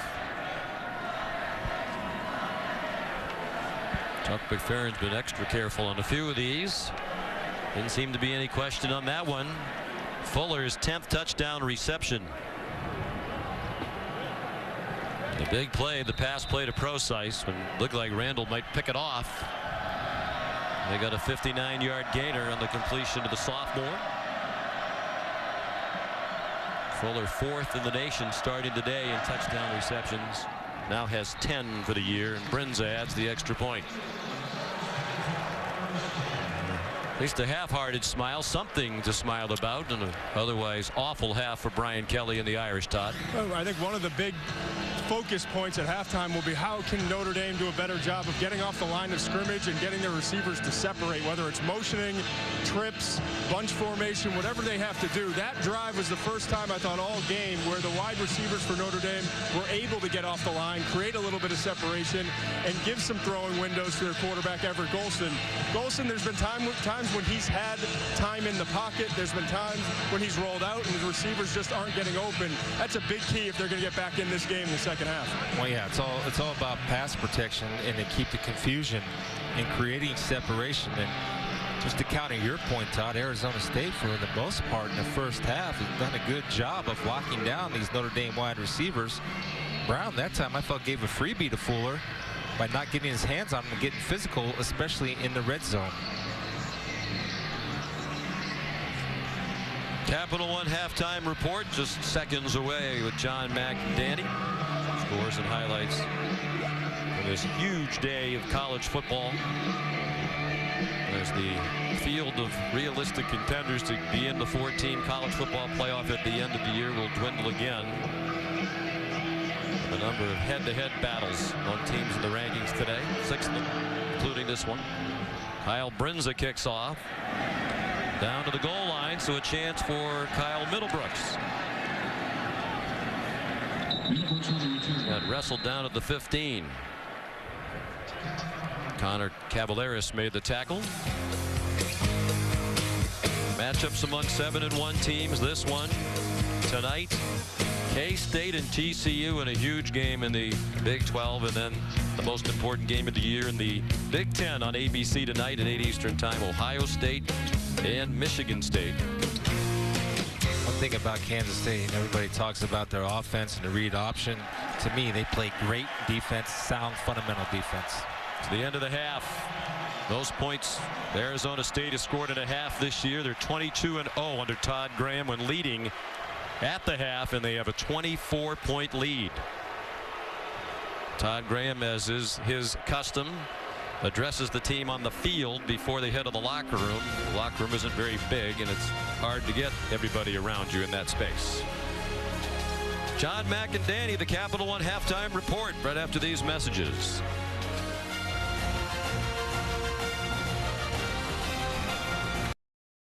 Report. Everett Golson, we knew he'd be key, but we didn't think he'd be key this way. Turning the ball over is absolutely the difference in the game. Everett Golson turning it over to Arizona State. Arizona State cashing in on those turnovers. As a result, it is a blowout, one-sided, 34-10 at halftime. Arizona State on top. Golson's turnovers, costly. Arizona State has scored quickly off of all three, turning the turnovers into fumble. And the Notre Dame recovered the first quarter. Even that one that they got back, they all came off the blitz. And as a result, we can say hello to Danny Cannell and Mac Brown. We could also say Mac Brown knows what he's talking about because you said the key to this one would be the blitz. Well, if you look at what happened in the first half, I talked to Todd Graham this week, and he said not only did they have to blitz him, but they had to contain him. They've been able to do both and force turnovers at the same time. Now, Notre Dame scoring late does give them a chance, down 24. Here's a look at Golson. He was harassed all the first half. For me, it's all about ball security. This one's really not on him. You get a ball batted in the air, and it just snowballed from there for Everett Golson. He's got to flush this first half, put it behind him, and come back and try to, pull off the comeback of the year. Well, and John, it's 90 degrees out there today, and Notre Dame's defense has been on the field a lot. So you also worry about them getting beaten down and tired because they're thin. They lost the great safety.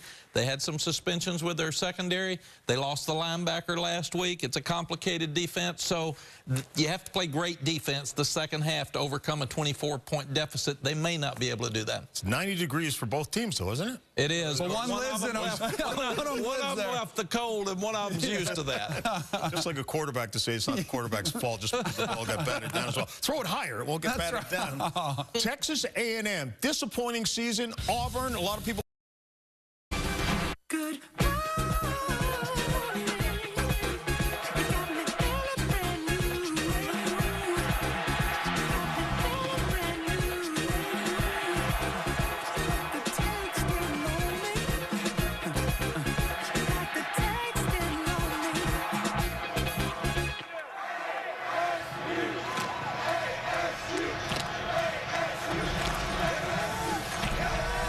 We're back at Sun Devil Stadium. Our college football coverage brought to you by K Jewelers. Sun Devils coming back onto the field with a 34-10 lead as we head to the second half. They're hosting the Fighting Irish of Notre Dame in one of the biggest games ever here at Sun Devil Stadium. Sean McDonough along with Chris Spielman. 6 sacks in that first half for Arizona State from 6 different players. The pressure forcing 3 Notre Dame turnovers that all led to touchdowns for ASU. But a touchdown late in the half that gave Notre Dame a little bit of hope. Yeah, you get the ball back, and they do have a chance, and here's why. If Todd Graham continues to blitz and play man-to-man, that creates opportunities if you can execute on the offensive side of the ball. You just have to win those matchups and pass protect. The other thing, of course, is they can't turn it over like they turned it over, obviously, in the first half. Mayor Carlisle takes the knee off the kickoff from Alex Garoot, and here's Todd McShay. Oh, you guys were just talking about some of the problems, and I think a big key is here. They've got to figure out a way to handle the blitz, and we've seen so far that when you have pressure coming off the edge, you're just not going to be able to pick it up with the hot reads because they don't use the hot reads. The quarterback's responsible for it. Ultimately, what it comes down to is the receivers have to separate quicker. There's got to be more screen game, and Everett Golson has to do a better job anticipating that blitzer and holding on to the football when he does get sacked. I think they need to implement hot reads, to be quite honest with you. He gets it off quickly. It's caught by Corey Robinson, who swung down after a big gainer at the 46-yard line. That's where they had success in the first half, and is when he threw the blitz, when he threw away from the blitz. As you see your first half graphics and how competent he is without the blitz, is when he threw away from the pressure, they had open receivers. You go back to that attack. They're going to keep blitzing for sure. Wilson pulled it down and tried to run. He ran into Demetrius Cherry. And just to go back to the statement you made at the half, Chris, about if Todd Graham continues to blitz, and certainly he will, as we've already seen that, there will be opportunities for Notre Dame. When we talked to Everett Golson yesterday about the prospect of facing the blitz, and I said to him, well, it does give you the chance for some big plays, does it not? He just had a big smile on his face because he was welcoming that opportunity. But if you're Graham, wouldn't you continue to come after him? Why back off? No, I think you do that. That's who they are. They identify themselves as that, and they're going to live and die with the blitz. They've dominated the game that way to this point. William Fuller, good open field tackle at the 49-yard line of ASU by Quishy Brown. Sean, here's the other thing. We're seeing number 33, Cam McDaniel, out there. So that eliminates an explosive player for Notre Dame and Tarian Folston. He's not even in the picture because he can't pass protect, so you have to put Cam out there. Well, they're probably going to have to sling it all over the place, down by 24. And McDaniel is a better blocker, helping to pick up the rush, particularly the blitz. Here they come again. Golson throws on the run, another open receiver, and a catch by Fuller inside the 10-yard line. Jordan Simone saved the touchdown. It'll be 1st and goal at the 5. Well, that's why we told you to stick around, because Brian Kelly can call plays. Getting Everett on the move and the matchup that you want, and you'll take it every time if you're Notre Dame. Will Fuller matched up against a safety, they'll take that all day long and they'll look to exploit it all day long. But another way to create protection in time by moving the pocket and rolling left. Brian Kelly said they need to take advantage of Fuller's elite speed. He thinks he's one of the best downfield receiving threats in the country. Inside handoff, and McDaniel dumped for a 2-yard loss. Salamo Fiso just came ripping through that offensive line for the Irish. Yeah, well, they're coming off the edges, and Everett's got to read that a little bit better and pull that one, because they are selling out to stop that run. If you have a little play action or zone read off of that, it's not a bad time to run it. McDaniel remains the running back. Design roll for Golson, about to get blasted from behind, and he throws an interception to Quishy Brown.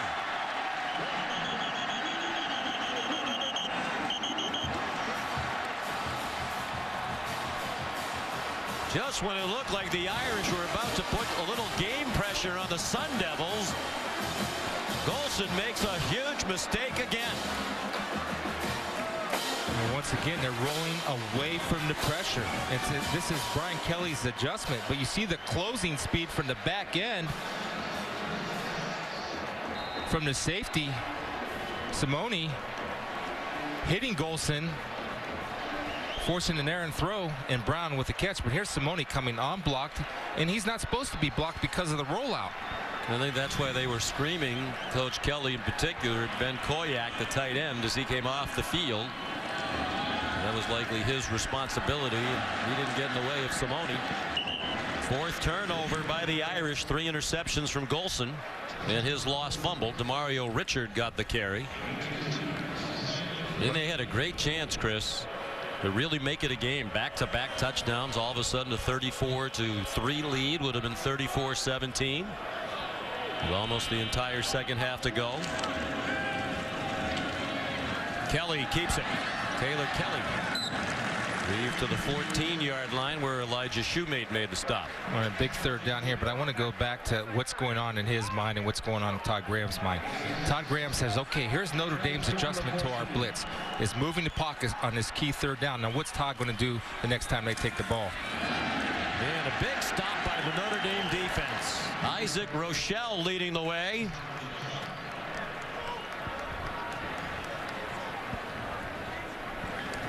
And ASU will punt on 4th down and 3. A huge stop for Notre Dame, because you can create some type of field position for your offense. Good penetration by Rochelle.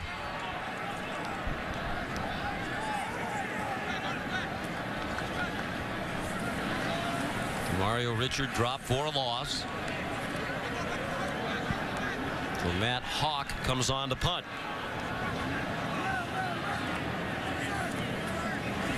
Greg Bryant back near midfield. Line drive kick, not a good one. Bryant hit immediately at the 48-yard line.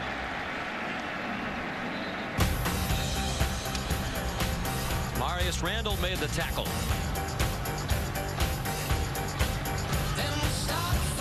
interception, but the Irish defense got it back quickly.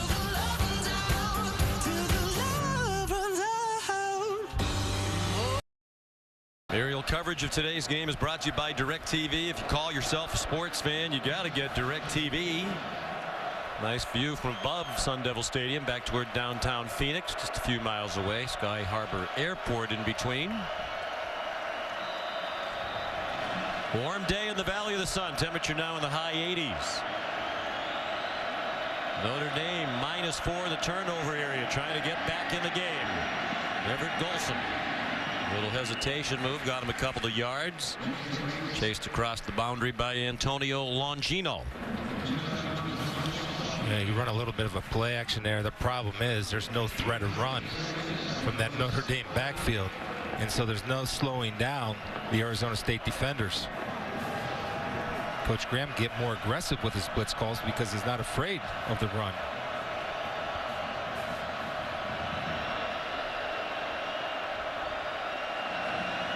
Here comes pressure right up the middle. They belted Golson as he got it off. Incomplete. Skipped into Tari and Folston. Queasy Brown nearest in coverage 5 minutes into the second half. Well, again, they're counting on Everett Golson to go ahead and account for a defender.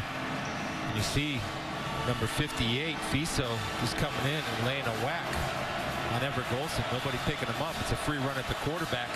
It's tough duty. 3 interceptions on the day for Golson. Started the day with the lowest interception rate in Notre Dame history. 2.13% of his pass attempts for his career prior to today. Picked off. Hit as he throws again, and William Fuller couldn't catch the high ball. With Queasy Brown again in coverage. Under pressure. They're having trouble handling the blitz when any type of pressure up the middle, and you have to move that pocket. Looks like Brian Kelly's going to go for it here. Down by 24. 5 minutes into the third quarter. 4th down and 7. From just across midfield from the 48 of Arizona State.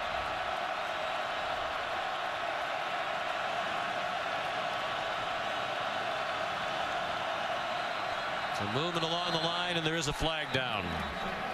And it's going to be a false start against the Irish. Snap. False start. Offense. Number 79. 5-yard penalty. 4th down. Yeah, Steve Elmer gets a little jumpy because he sees number 4, a safety brought up as a linebacker, DJ Calhoun, kind of their hybrid linebacker safety, is going to move to him and start attacking him on the snap count, and he gets a little hesitant. See number 4, DJ Calhoun. He's going to move right over here, and Elmer's going to get a little jumpy when he sees him come. Right there. Yep, just a little bobble. With the 5 additional yards to gain, Brian Kelly decides for the punt instead now on 4th and 12. Brinza hangs it up high, and a fair catch made by Kyle Middlebrooks at the 15-yard line. A 38-yard punt. Well, as expected, they've come after Everett Golson all day long, and with great success.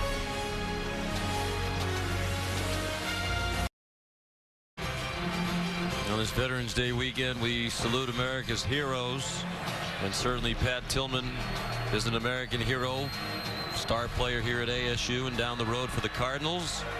Left a multi-million-dollar contract in the prime of his NFL career to go fight for our country in Afghanistan, killed by friendly fire more than 10 years ago, and they have a veterans center in his memory.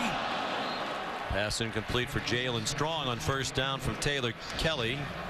The Tillman Veterans Center connects veterans with academic and support services here at ASU. In the College Football Hall of Fame, was the Pac-12 Defensive Player of the Year in '97. His numbers retired. The tunnel through which they take the field named in his honor. Remarkable life. Said at the top of the telecast, would have been 38 years old on Thursday. Perfect example of sacrificial giving. Salute to service written on the field, and his service the ultimate. DJ Foster tackled by Andrew Trumbetti, and with this big lead now, ASU content to slow the pace. Nice ceremony earlier on the field, by the way. Arizona State grad John Eddy, his wife Tracy, donated $700,000 to ASU today in honor of Pat Tillman, and a scholarship will be given in his name annually to an Arizona State linebacker. That'll be funded by that endowment for decades going forward. On third down, another hold by the Notre Dame defense. Cole Luke broke up the pass. Well, the nephew of Darren Woodson would be proud, because Cole Luke does a good job of, first of all, getting his hands on him to disrupt the timing of the route, then having the patience to not go through the back, come around, and trust his training to get that left arm in there. Luke's from right down the street in Chandler, Arizona. Homecoming for the Irish cornerback. Chris mentioned he's the nephew of Darren Woodson, who was just put into the Ring of Honor here at ASU. He went from the Sun Devils on to star for the Cowboys. Greg Bryant, the fair catch near midfield. More great college football action tonight on ESPN. The front runner for the Heisman Trophy, you'd have to believe, Marcus Mariota of the Oregon Ducks. They're now number 4. They're hoping to secure the Pac-12 North and a spot in the Pac-12 championship game. They'll have that if they beat Utah in Salt Lake City tonight. The Utes now number 17 after losing here 1 week ago. That's tonight at 10 Eastern on ESPN, and also live on Watch ESPN. And they'll get a test with that tough Ute defense. Screen to Greg Bryant.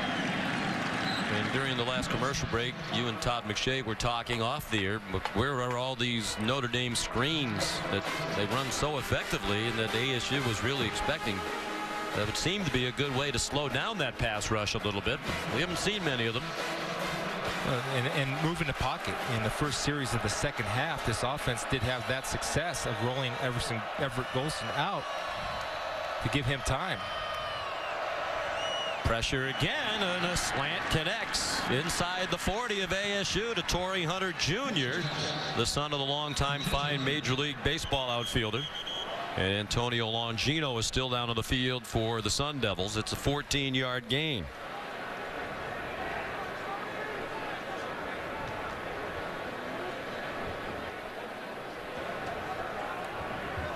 And pointing down to his knee.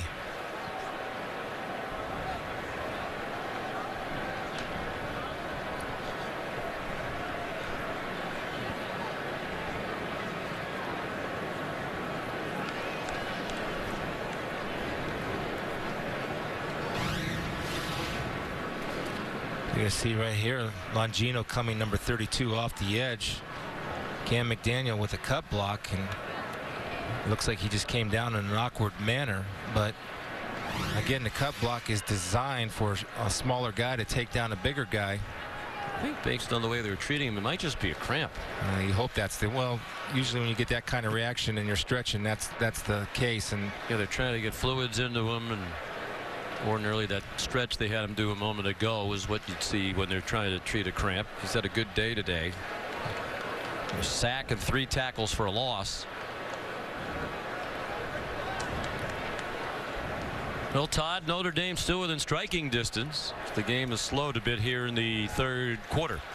And, you know, one thing that kind of jumped out in the first half is what Notre Dame was trying to do with its 5-7 step drop type throws, throwing down the field, going through long progressions. It's not working. So we've got to adjust offensively. And I think the adjustment is, A, more screens, as we saw one of the first plays of this half for Notre Dame. And when you screen, you force the defense to think a little bit more about discipline, staying backside, maintaining their gaps, and the fact that you can throw the ball all over the field. Now, when you do that, they come right back with the short game, which makes a lot of sense. I think 2 things. One, you've got to see when they do roll out Golson, some screens to the backside off of that to really create that misdirection. And secondly, this is the ultimate challenge for a wide receiver. All of these receivers are facing man-to-man coverage, whether it's 0 or 1. They've got to find a way to separate, or nothing else is going to work today. Longino off the field, 1st and 10, Notre Dame. Under 8 minutes to go in the third quarter. Golson stepped up into the pocket, has a man down the middle, and stumbling inside the 10 and down to the 5, Amir Carlisle. well, when they're going to attack man-to-man coverages, they're going after the safety, Simone. And Amir Carlisle really just runs past him. Simone gets stuck in the dirt and cannot make the movements with Carlisle to make proper coverage and recognition by Golson to hit the soft spot. But that's their target, Simone, number 38. Look for them to exploit that all game long. Carlisle, the former running back, now a slot receiver. They've been able to stay on his feet. Might have been a touchdown. Golson kept it inside the 5 and down to the 3.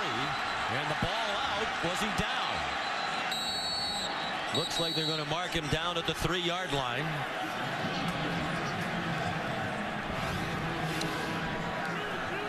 See here, Everett Golson, see the ball come loose from his body, and his elbow hits the ground. He still has the ball. He's just reaching out for the ball to get the extra yards. But, you know, a big concern for Everett coming in this ball game was ball security. And I think he knew the play was over there. Sure. The 32-yard pass to Carlisle, his first catch of the day, has them on the doorstep again. They were down here at the beginning of the quarter, and Golson threw an interception under duress. Cam McDaniel, the running back.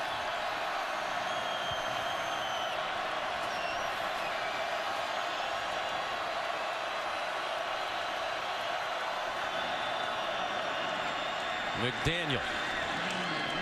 When they're in short yardage and goal line situations, he's whistled down as again the ball came out, but he had been stopped shy of the goal line. 3rd and goal. Mo Latu made the tackle. One of those huge bodies along the defensive front. He's a 360-pounder.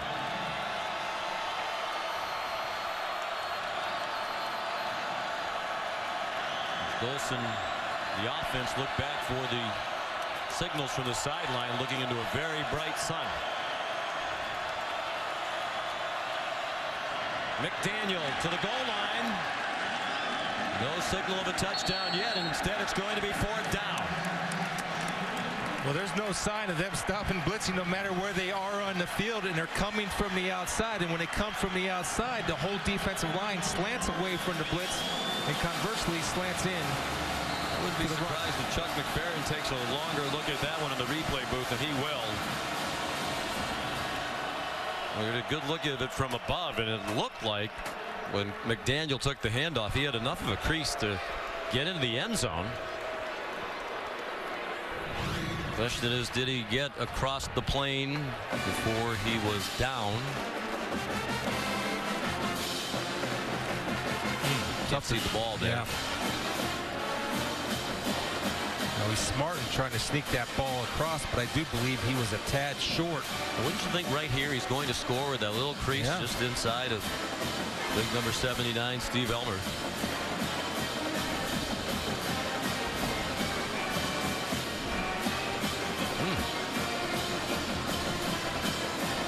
He had Christian Sam, another true freshman, number 2, come in. And does it look to you like the ball, when he comes down, lands on the line? Now, of course, if his knee was already down, then the ball is marked wherever it was when he was down. After further review, the ruling on the field stands. 4th down. And stands, the key word there, just not enough to convince Chuck McFerrin that the call was incorrect and that it was a touchdown. The ball landed on the line, but he was apparently marked down, knee down, before the ball could get there. Now, if they go quarterback sneak with Everett Golson under center, he did fumble a snap in the Florida State game. He's taken the majority of snaps from shotgun today. Something to be aware of. But you have to close the middle down first. Everybody inside. Don't worry about the pass. Get 11 guys for the run. You'd think they'd run left. The strength of their offensive line is Ron Stanley, the left tackle, Ronnie and Nick Martin, the left guard. Brian Kelly said more often than not, that's where we'll go in short yardage. McDaniel runs left to the goal line. Touchdown.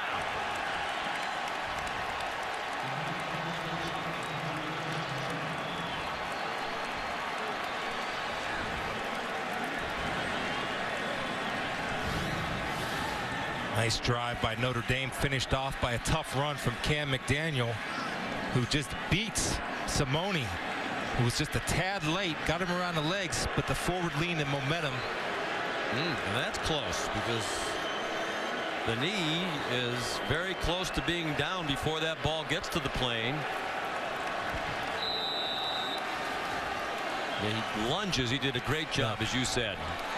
He knew the knee couldn't hit the ground, or else he would have been down short of the goal line. He lunged for the end zone with the knees off the ground. The extra point good by Brinza.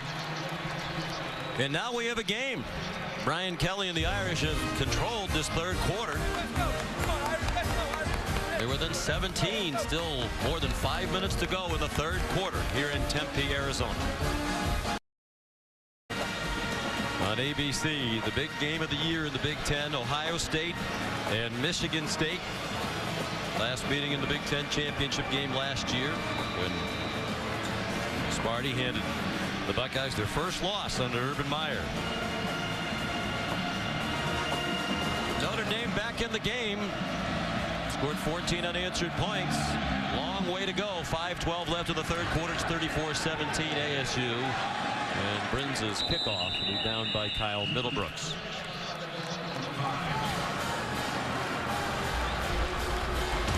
Chris has talked an awful lot today about the poise of Taylor Kelly and also the decision making. Here you're going to see the zone read option. He reads the defensive end, keeps his discipline contained to the outside, hands off inside, and it's worked both ways. He's kept it as well. And then in the passing game, in the pocket, relaxed, moving up, stepping up with the outside rush, finds the open receivers, on time throwing. Listen, he doesn't have the biggest arm. He's not the fastest quarterback, but the guy's a winner because he does all the little things right. And what they can help to do to get their offense on track is go up tempo to get him back in rhythm. He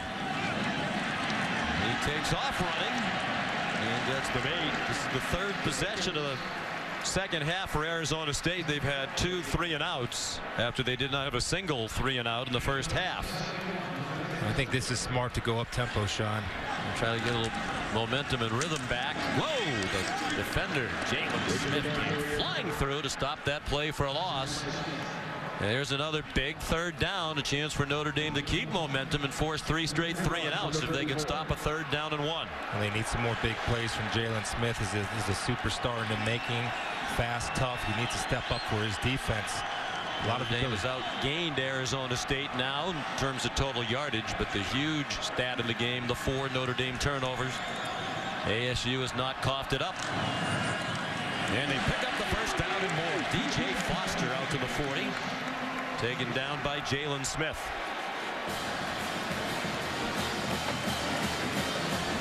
First down, Sun Devils at the 40. Foster in the pistol now. Bounces it outside. Jalen Smith and Niles Morgan to stop, but it's 8 on first down for the Sun Devils. Now, this is exactly what they needed. A little bit of momentum. Get a couple first downs, give their defense a rest, and they're doing it by going up tempo. Excellent adjustment. Kelly. Buried. First sack of the game for Notre Dame.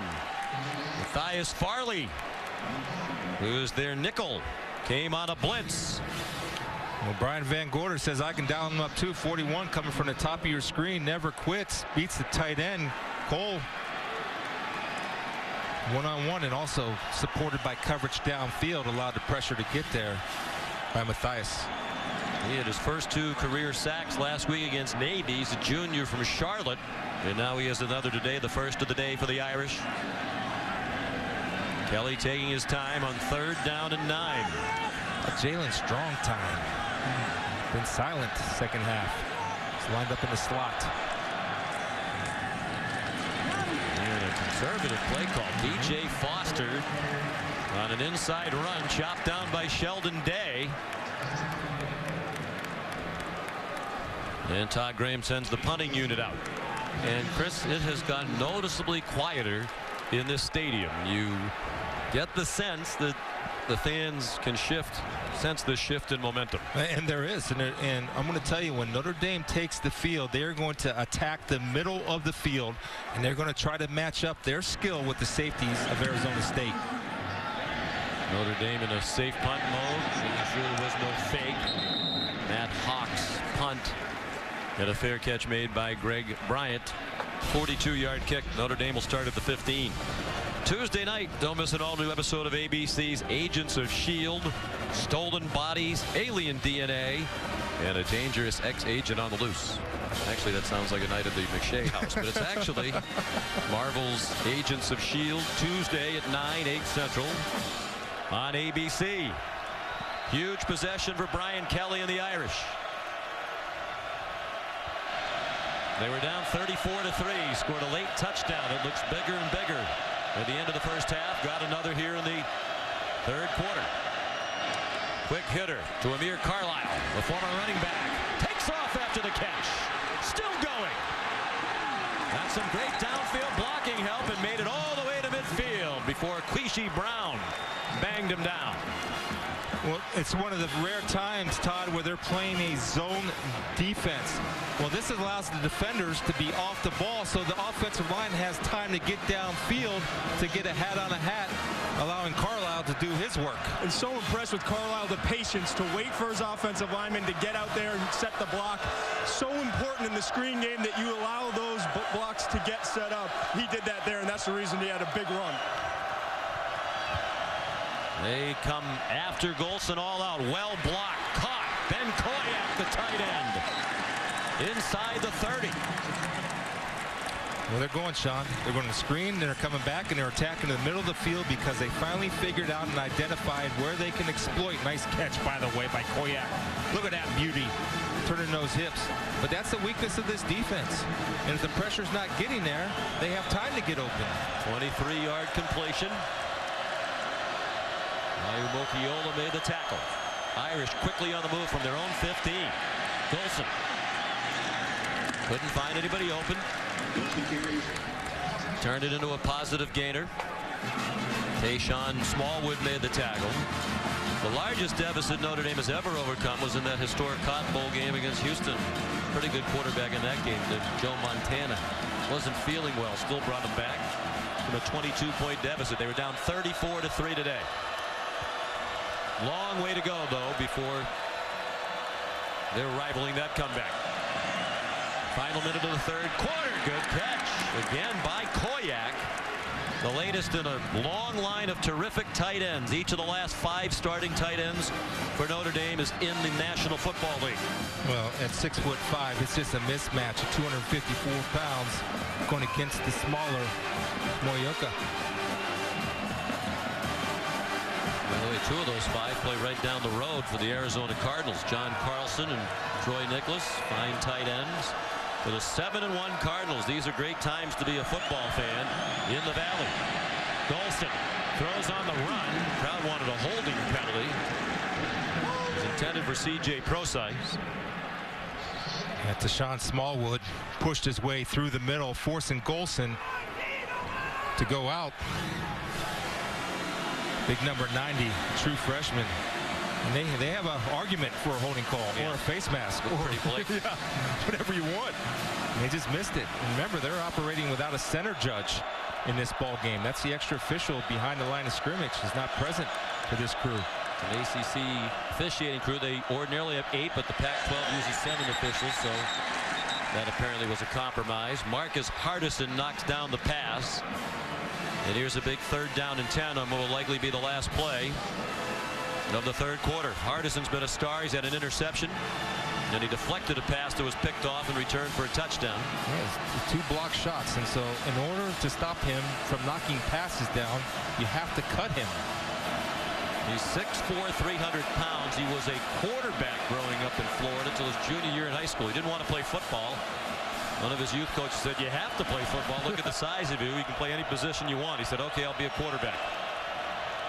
Made the transition to defense and is now an outstanding player. All out blitz. And the pass over the middle incomplete in the general direction to Ben Koyak. And we head to the fourth quarter. The third was dominated by Notre Dame. They outgained the Sun Devils 198-32 to make a game of it. They'll likely try to kick a field goal to get within 2 scores as we go to the fourth.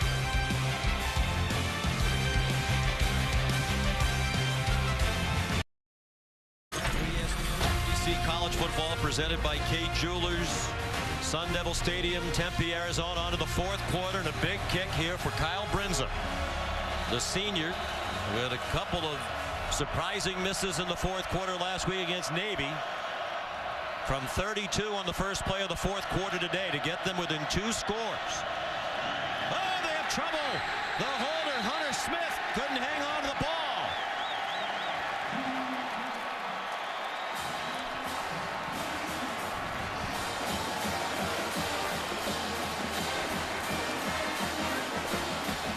Story of the day, isn't it? Self-inflicted wounds at critical times. That's how you can summarize Notre Dame's day. Good snap, perfect snap, right through the mitts of Hunter Smith. Redshirt freshman walk-on holder.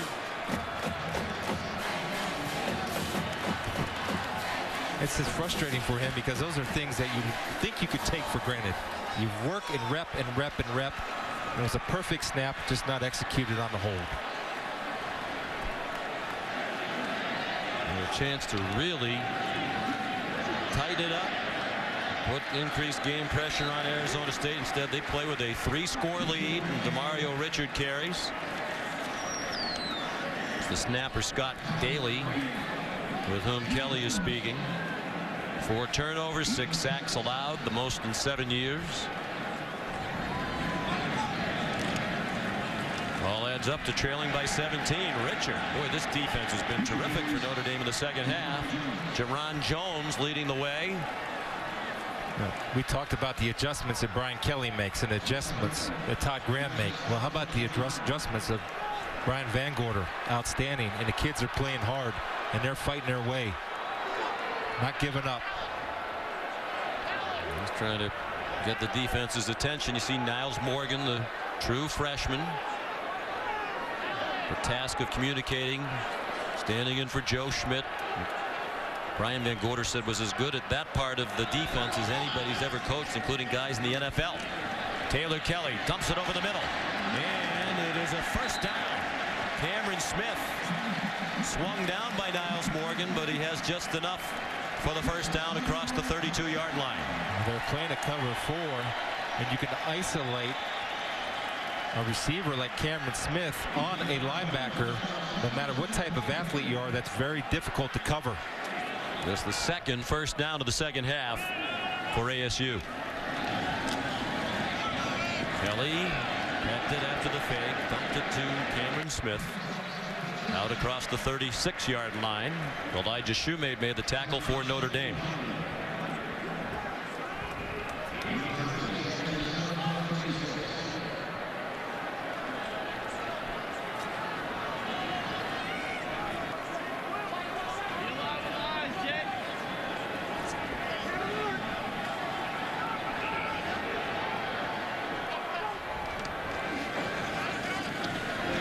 Similar play. Cody Cole, first down. Out of bounds at the 45-yard line with Jalen Smith nearest for Notre Dame. Well, nice job. And one thing that Taylor Kelly does is good ball handling. And you can't emphasize enough how important that is to be a strong play-action team, especially off the read option. When you can hold that ball in there and ride that handoff, then pull it back out, puts a lot of pressure on the defense. 9-yard gain. Mario Richard bounces off a hit.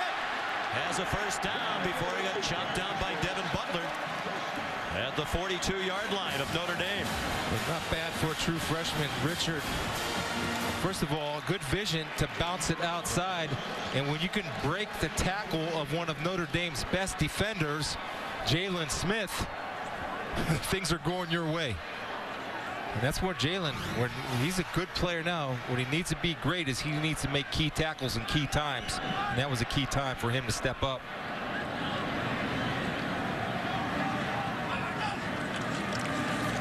Again, they come after Taylor Kelly. Dodges the rush for a moment, throws down the field, intercepted. Matthias Farley, the first takeaway for Notre Dame, and he's tackled in midfield. Cody Cole, the tight end, made the tackle. Well, the first big mistake made by Arizona State. So, be smart here, right? Protect the football. When you got a chance to pick up some yards with your feet, choose to do so. The one thing you do not want to choose to do, Todd McShay, is throw across your body back to the middle of the field. And I was standing right behind him along the numbers near the sideline. I saw exactly what he saw. It did look like the receiver is open, but you learn as a quarterback when you can't see back to your left because there's so much traffic, don't make that throw. And he knows better than that. It's very rare to see Kelly make that kind of mistake in this situation. Third interception of the year for Farley. That's 11 games in a row with at least one interception for Notre Dame, dating back to last year. From midfield, Golson a lot of time. Lost one down the far sideline. Cam McDaniel. Wrapped up at the 26 by Jordan Simone. 24-yard gain.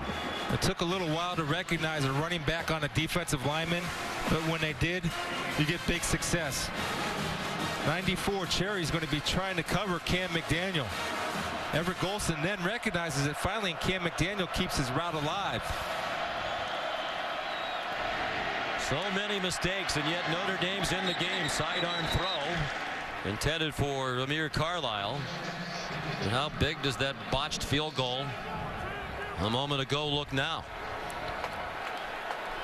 And they're in a game because they're able to rattle off some big bunch plays, big yards, as you see Hunter Smith contemplating, hoping he gets another chance to redeem himself. 11-11 to go, fourth quarter. Notre Dame once down 34-3. Now down 34-17. 364 yards passing for Everett Golson. Notre Dame has rushed for only 23 yards.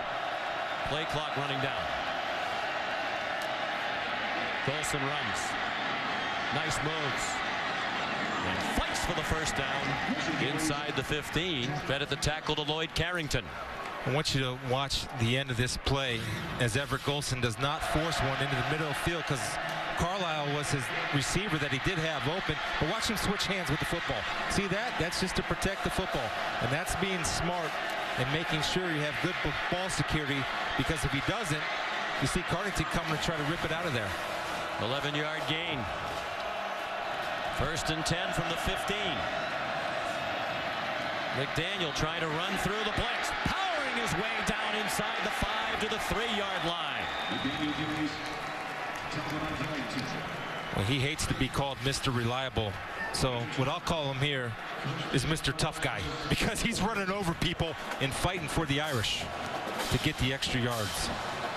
His carry's been weighed down in recent weeks as Folston has taken over. He's made some important plays during this Notre Dame rally. That's a 12-yard gain, first and goal. McDaniel again. And you see Golson gesturing to the sideline. Let's get this operation going a little bit faster. This is valuable time ticking off. There's still 3 scores down. Under 10 minutes to go. McDaniel stopped at the line. Golson in there trying to shove him along. Viso, number 58, Sean, comes up, and I love what he does. He tackles high because he knows that McDaniel on the last touchdown lunges forward. That way he cannot go over the top. Good heads-up play by Viso. And a big stop because at the very least it takes another 30 seconds or so off the clock.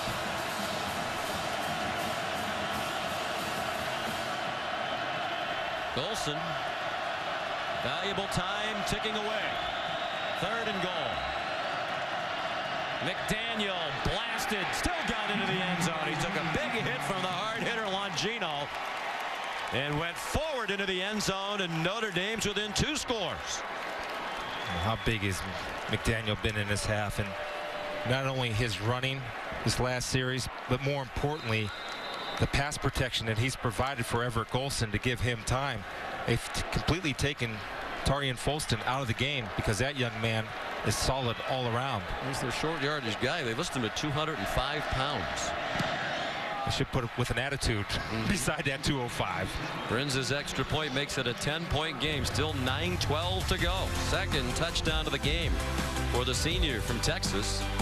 And it was set up by the interception by Matthias Farley. 34-24 in Tempe. To tomorrow at 2 Eastern on ESPN, and watch ESPN. Championship final races in Homestead next week. Notre Dame, after the Farley interception, goes 50 yards in 7 plays, under 2.5 minutes to do it. Farley's 27-yard return helped. They're within 10. If you're just joining us, they were down 34-3 late in the first half. Touchback off the foot of Kyle Brinza. Here's Chris Cotter in the studio. Sean, Chris, let's update you on what's going on at Auburn. Dr. Pepper Conference update. Number 3 team in the country in a fight for their lives. Here's Nick Marshall scoring.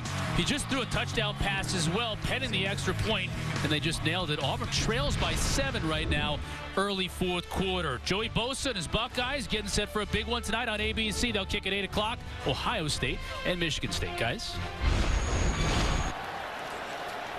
And I know the Buckeye to my right will be an interested viewer of that tonight on ABC. A great game. Like we have here. Sun Devils play it now. Under duress. Conservative first play. DJ Foster straight ahead for about 3.5.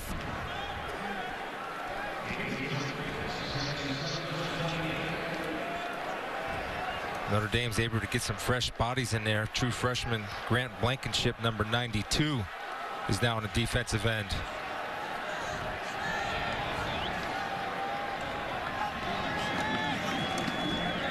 Foster trying to turn the corner. Knocked out of bounds by Jalen Smith, shy of the marker. Here comes a huge 3rd down and 2. That's the Jalen Smith that is very explosive. He makes plays sideline to sideline. Where he struggles sometimes is plays right at him. The anxiety in this crowd palpable. Mike Norvell with a big play call here.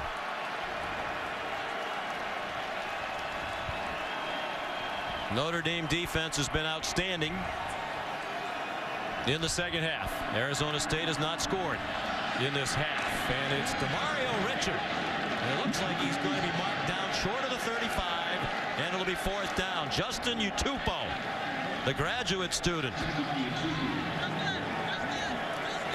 What a play by Justin, not giving up, defeating his man one-on-one, getting around the legs. Well, the punting team is coming on. So it's another 3 and out. Arizona State has lost all of its rhythm on offense in the second half, trying to protect this big lead. Well, just an outstanding job by Justin Utupo to slow him up, and really one of the first times I've seen this game where Richard went down short of the mark. Well, he had to get the nose of the ball to the 35-yard line. It was a touchback off the kickoff, so they started from the 25. Any part of the ball touching the 35 would be a 1st down. The officials on the field marked him down short, and Chuck McFerrin in the replay booth is taking another look at this very important spot. Good hands right there by Utupo, not giving 1 for 1. Richard spins. Yeah, he's down short of the white. Yeah. It's the white line that's important there. The yellow line appears to be just a fraction off. 35 was the line to make, right on the line, and it didn't look like he got it there. Well, what an effort by the Irish defense in the second half, and Brian Van Gorder going in and making adjustments and playing hard, fighting till the end, which you wouldn't expect anything else from a Notre Dame team. Brian Van Gorder said that's one of the reasons why he has enjoyed his return to college football. After further review, the ruling on the field stands. 4th down. That he's really enjoyed, particularly being at Notre Dame, the type of young men they get at that institution. And a character, worked very hard, eager to learn. He was with Rex Ryan of the Jets last year, and he said that helped him. Learned about some particularly attacking types of defenses, different types of exotic blitzes. They will punt. Matt Hawk kicks it away. And it takes a horrible bounce for Hawk in Arizona State back to the 41-yard line. His 4th punt of the half, and the punting has been a problem all season long for Coach Graham and the Sun Devils. Just a 25-yard kick. ESPN College Football, presented by Kay Jewelers, brought to you by Pacific Life. For insurance, annuities, and investments, choose Pacific Life, the power to help you succeed. Nissan, Choose Nissan today for great offers on our most exciting lineup ever. Shop ChooseNissan.com. And Dr. Pepper, always one of a kind. We salute the troops all week long on ABC and ESPN. You saw pictures of members of the armed forces all over the world displaying Notre Dame's colors, rooting on the Irish here at home and abroad, and with much more hope now than they had earlier when their team trailed 34-3. It's 34-24, 7:18 to go. Everett Golson and the Irish from the 41. Blitz picked up, deep throw, caught at the 25-yard line by Chris Brown. The 7th play of the second half of 20 yards or more for the Irish offense. Well, my MVP of the game is number 33, Cam McDaniel, because he's the one that picks up the blitz that allows Everett Golson, Todd, to step into the throw down the middle of the field. And Golson recognized that the safety came up late on that side of the field, and that created the one-on-one for him to take a shot vertically. 34-yard gain.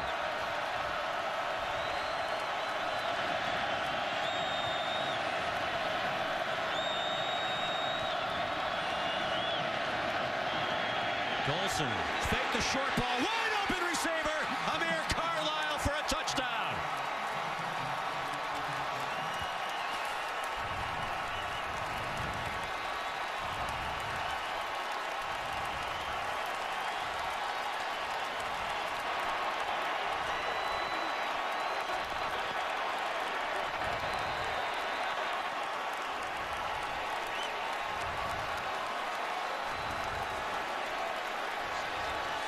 And Todd Graham says we're all about attacking. That's what we do on defense, and they play an attack style of offense.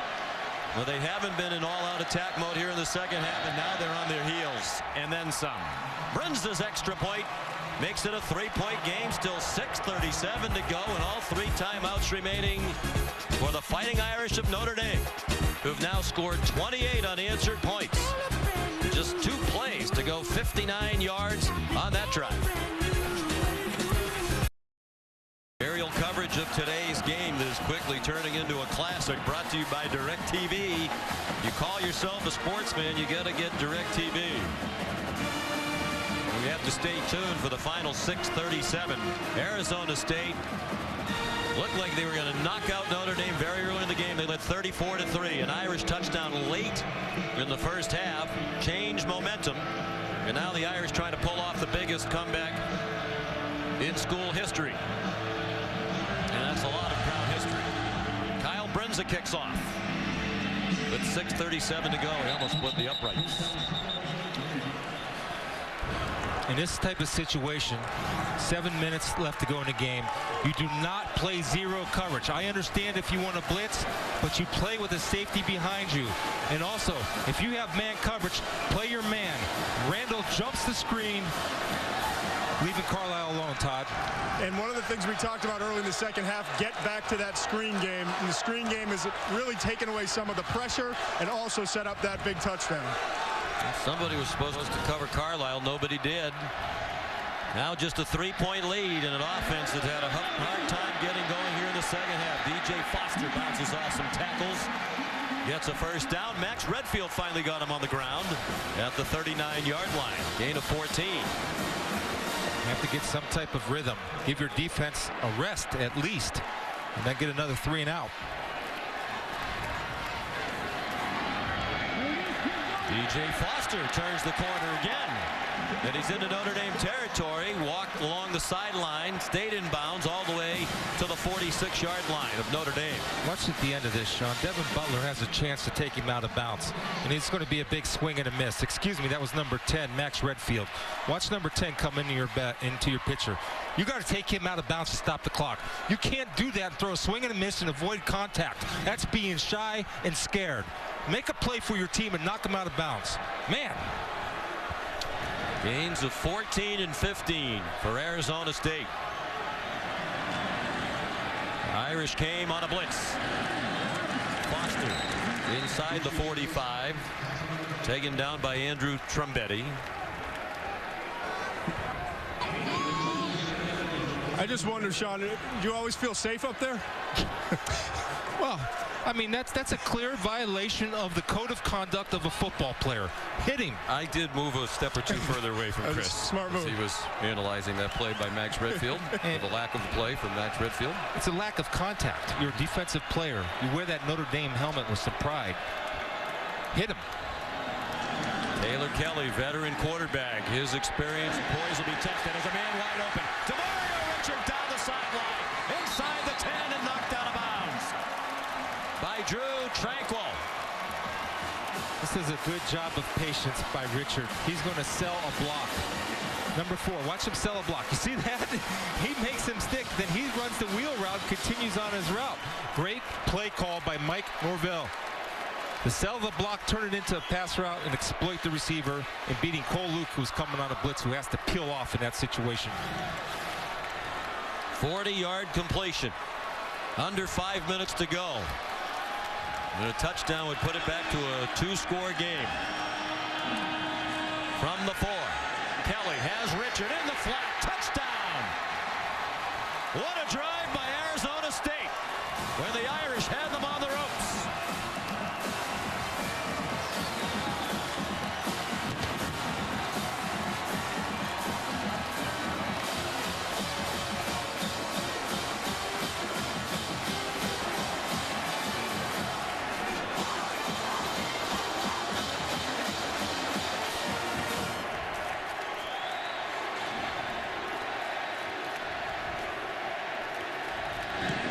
Extra point up and good by Zane Gonzalez.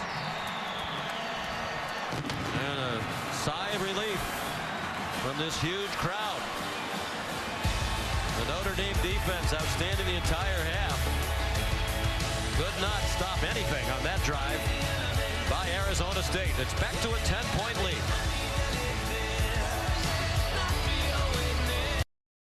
Yankee Stadium, UConn and Army. Huskies down 7, 2nd and goal. Chandler Whitmer forces it. Picked by Chris Carnegie.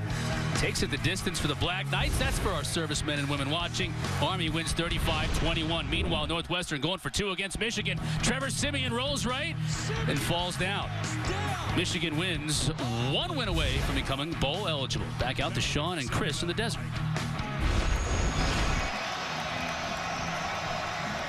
Where Arizona State just mounted a 5-play, 75-yard drive, and Notre Dame's string of 28 unanswered points.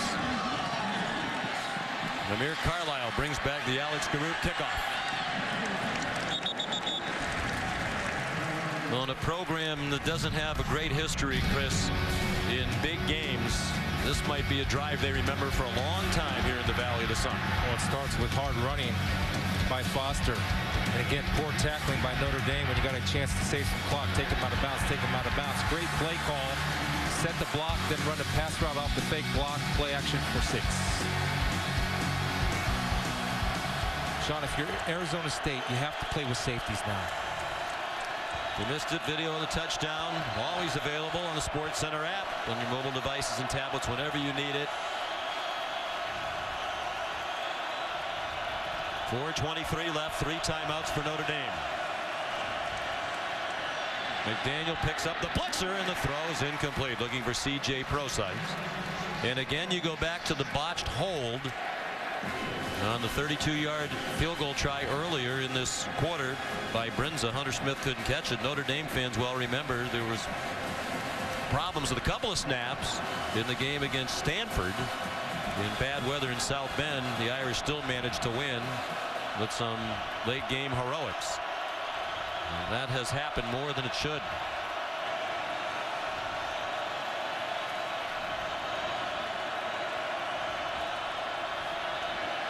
Golson zips one, caught. Corey Robinson, son of the Basketball Hall of Famer David Robinson.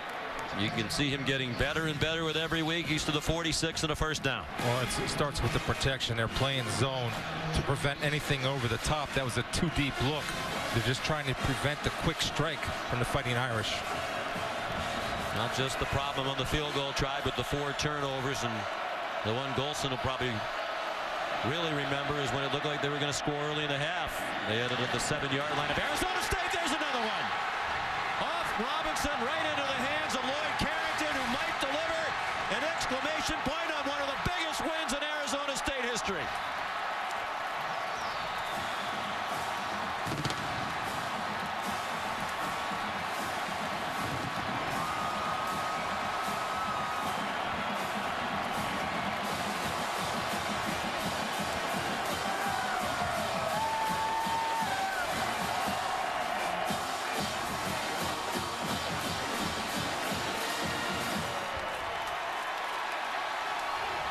Second interception return for a touchdown by Arizona State today. That's 10 in 3 seasons under Todd Graham. Most in the country during that time. 5th Notre Dame turnover, the 4th interception thrown by Golson. I think Coach Graham might be a little bit happier given what just happened. Lloyd Carrington chatting with the coach. And this one's on Robinson. Yeah, great throw by Golson, and just again unforced errors, critical errors by Notre Dame. 58-yard return by the redshirt junior from Dallas. He's had a nice game today. Jake approves. The Snake. We'll talk about the history of the program. Of course, he was part of some terrific history. Brought them to the Rose Bowl. They lost a close one to Arizona State under the late Bruce Snyder. But Todd Graham is 6-6 against ranked teams as the ASU coach entering today. Prior to his arrival, they were 5-41 against ranked opponents in the previous 46 games. And even under Graham, when they played teams in the top 11 in the country, they lost all 4 by a total of 95 points. Of course, they got blown out here in the Pac-12 championship game against Stanford right here on their home field at the end of last season. They're trying to change the culture, says Todd Graham. They're trying to change the history. And this could be a big step in the ascension of this program if they can hang on now to a 17-point lead. 58-yard interception return for scores, giving them a 17-point lead as we look at the Pacific Life game summary. They had cut down on the mistakes in the second half, but they didn't totally eliminate them. And when you're as far behind as Notre Dame was, 34-3 at one point, you just can't afford to keep making them. Valiant comeback, but it's going to come up short, almost certainly. Just an outstanding job again by Arizona State. And what I like, Sean, is that they answered, as you said, rightfully so. The momentum certainly switched. And what Arizona State counter with? A drive right down the field offensively. Then when they get the ball, when Notre Dame gets the ball back again, that man dials up a little man-to-man coverage. They get a pick 6.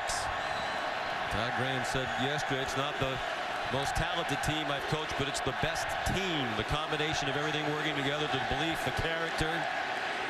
Golson surrounded in the pocket and missed Ben Koyak. It'll be 2nd and 10.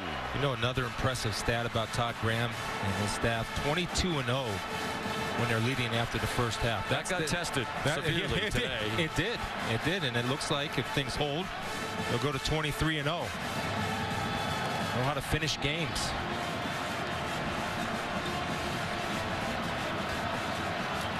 Well, he's very familiar with facing the Fighting Irish of Notre Dame. This is the 4th time in the last 5 seasons that he's faced Notre Dame at 3 different schools. Tulsa, Pittsburgh, and now for the 2nd year in a row coaching ASU against Notre Dame. Golson in a crowd. The throwing motion hampered, trying to throw a deep strike to Will Fuller with Queasy Brown in coverage. When he was at Tulsa back in 2010, he beat Notre Dame in a big upset in South Bend, 28-27. That was the week after Notre Dame played Navy. And that has been a trouble spot for the Irish in recent years. He lost a close one when he was the coach at Pittsburgh for that 1 year in 2011. And the Irish won the thriller 37-34 in Arlington, Texas last year. Golson, really a Hail Mary effort there for Amir Carlisle. Armand Perry in coverage. 4th down and 10. And whatever faint hope Notre Dame is clinging to requires a conversion on this 4th down. On the previous 2nd and 3rd downs, there were Notre Dame receivers behind Arizona State defenders.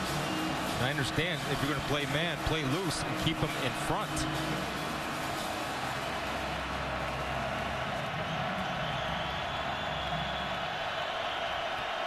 Career high 444 yards passing for Golson, but 4 interceptions. But as we said, he started the day with the lowest interception rate in his career of any Notre Dame quarterback. They come after him, trying to deliver the knockout punch. And they do. Golson down back inside the 10. Williami Latu. Stick a fork in him.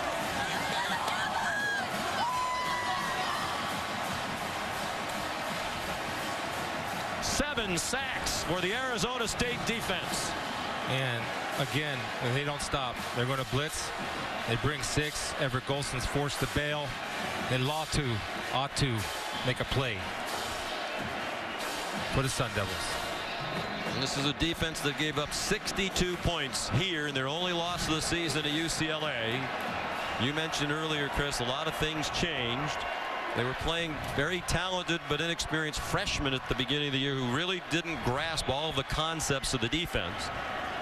Caught out of position too many times. Kelly now. Looked like there was movement along the offensive line, and there was. So they went back to veteran players who maybe weren't as physically talented but knew the system. False start. Offense. Number 87. 5-yard penalty. Still 1st down. And they stopped giving up big plays. The first 4 games of the year, they gave up 10 plays of 40 yards or more. The most recent 4 prior to today, only 1 play of 40 yards or more. And what they tried to do was go with a little bit of a lighter defensive line. That did not work out, so they moved size in there. And also, Sean, they tackled better, and they admit they tackled poorly. And when you combine getting blown off the ball, mental mistakes, not tackling, that's why you give up 62 points, and they improved on all of that drastically, I might add. Foster just dancing around. See if Notre Dame uses its timeouts. So far, no indication from Brian Kelly as the clock runs under 3 minutes to go.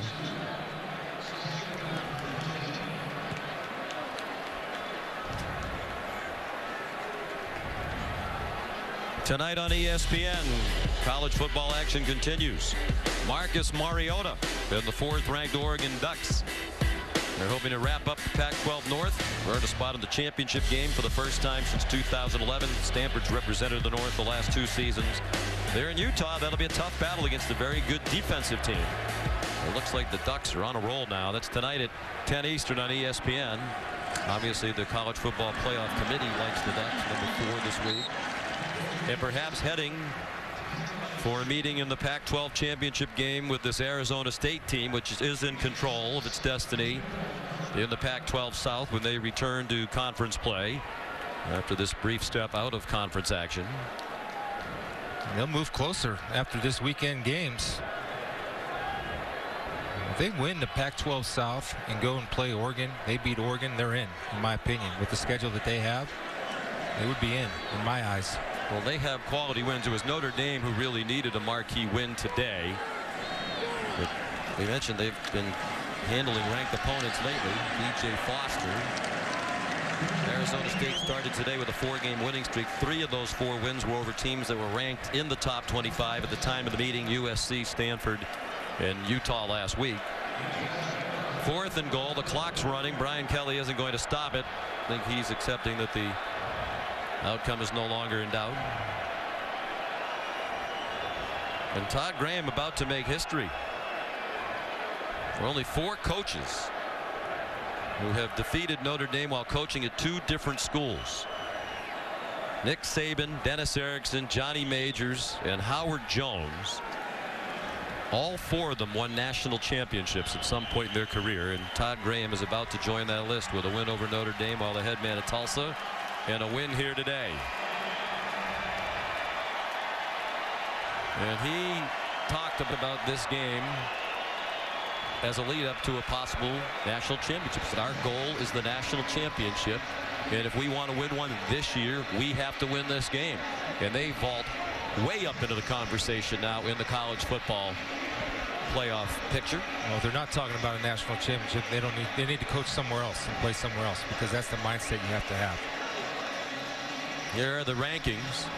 Number 9, they jumped 5 spots last week to this week. And a lot of it will depend on what happens ahead of them. They already might be getting some help from Texas A&M, with Auburn trailing late in the ball game.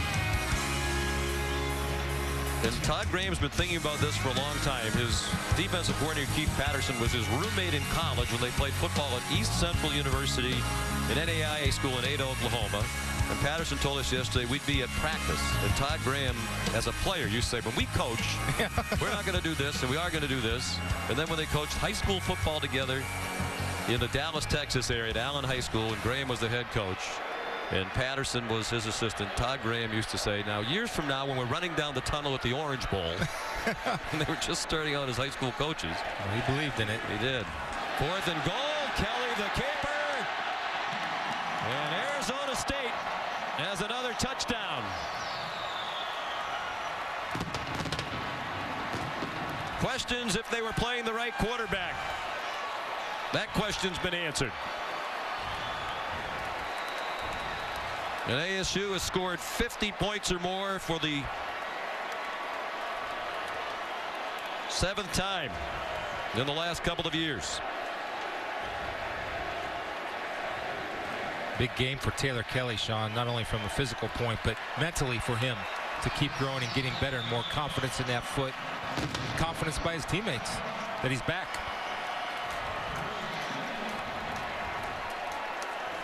Flags down. 50-plus points 6 times last year to set the school record. Another 50-point game today. Number 94. That 15-yard penalty assessed on the kickoff.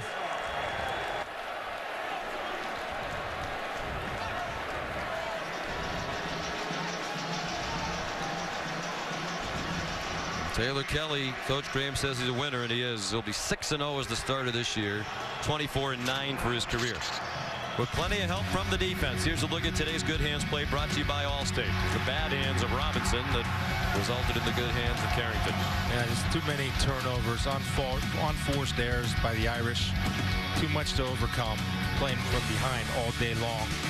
Pretty much took the running game out of it. And when you take the running game from Notre Dame, you're taking Tarian Folston out of the game. And they did that. For Notre Dame, Chris, you talk about the impact of playing that option team in Navy. This will be now an 8-year span during which Notre Dame will be 2-6 the week after facing the midshipmen. That includes that loss to Todd Graham's Tulsa squad back in 2010. They're tough. I mean, playing Navy, nobody likes to play them. I mean, I talked to Urban Meyer. We talked to Urban Meyer this year about playing Navy, and they're a pain because you have to change your whole defense and you get out of your rhythm in which you're teaching and coaching. Diving at your legs all day long. Yeah. It can be physically taxing as well. And it's not just the Irish. The 7 teams Navy faced this season, and then that team played the following week. 6 of them have lost. The only team this year that's won the very next week after playing Navy was Rutgers.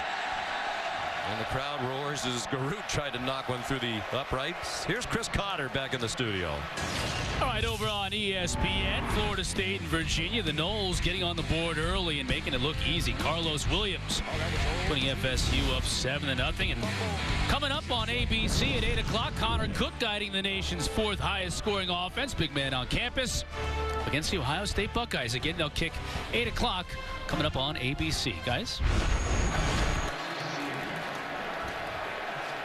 Showdown Saturday, and that is another huge showdown. Malik Zaire in a quarterback. So Arizona State will go to 8-1. It'll be interesting, Chris, when the College Football Playoff Committee talks about their merits. For one loss, they gave up 62 points. Here's the remaining schedule. They'd like to win out. They have the Territorial Cup game with their rival Arizona down in Tucson to close out the regular season. They'll be favored to win the next 2 against Oregon State and Washington State. Zaire. Nice effort. That'll perhaps be the last play of the game. They stop the clock to move the chains. The Irish aren't in any big hurry. As a matter of fact, they're already starting across the field to congratulate Arizona State, which earns its first win ever against Notre Dame, now 1-3 all-time against the Irish. Todd Graham was already enormously popular here in the Valley. Their first win against a top 10 opponent since 2002, when they defeated Oregon. And here's Todd with Todd, as we say, Todd. Well, Coach, you guys absolutely jumped Notre Dame early on. Then they crawl back in the game, make it a one-score game. What was the changing moment for you guys? Well, first of all, man, I just want to thank my Lord and Savior, Jesus Christ, for allowing me to coach this team. I'm going to tell you this. He's had his hand on us. Our guys, unbelievable today and how they played. Notre Dame, hats off to them. They came battling back, an incredible football team. But, man, we've got a heck of a football team. It's a great day to be a Sun Devil. You held him to 27 yards rushing and obviously gave him a lot of problems. Everett Golson in the quarterback position with all the blitzes. Did you expect to be as dominant as you were for the majority of this game on that side? We wanted to make a statement. You know, these guys, early in the season, they talked about all the guys we graduated. It ain't about our defense or offense. We want to make a statement that Arizona State is a real football team and a real contender, and just proud of our guys, proud of our coaches. Great plan. You're one of 4 coaches now to beat Notre Dame at 2 different schools. But how big is it for this program?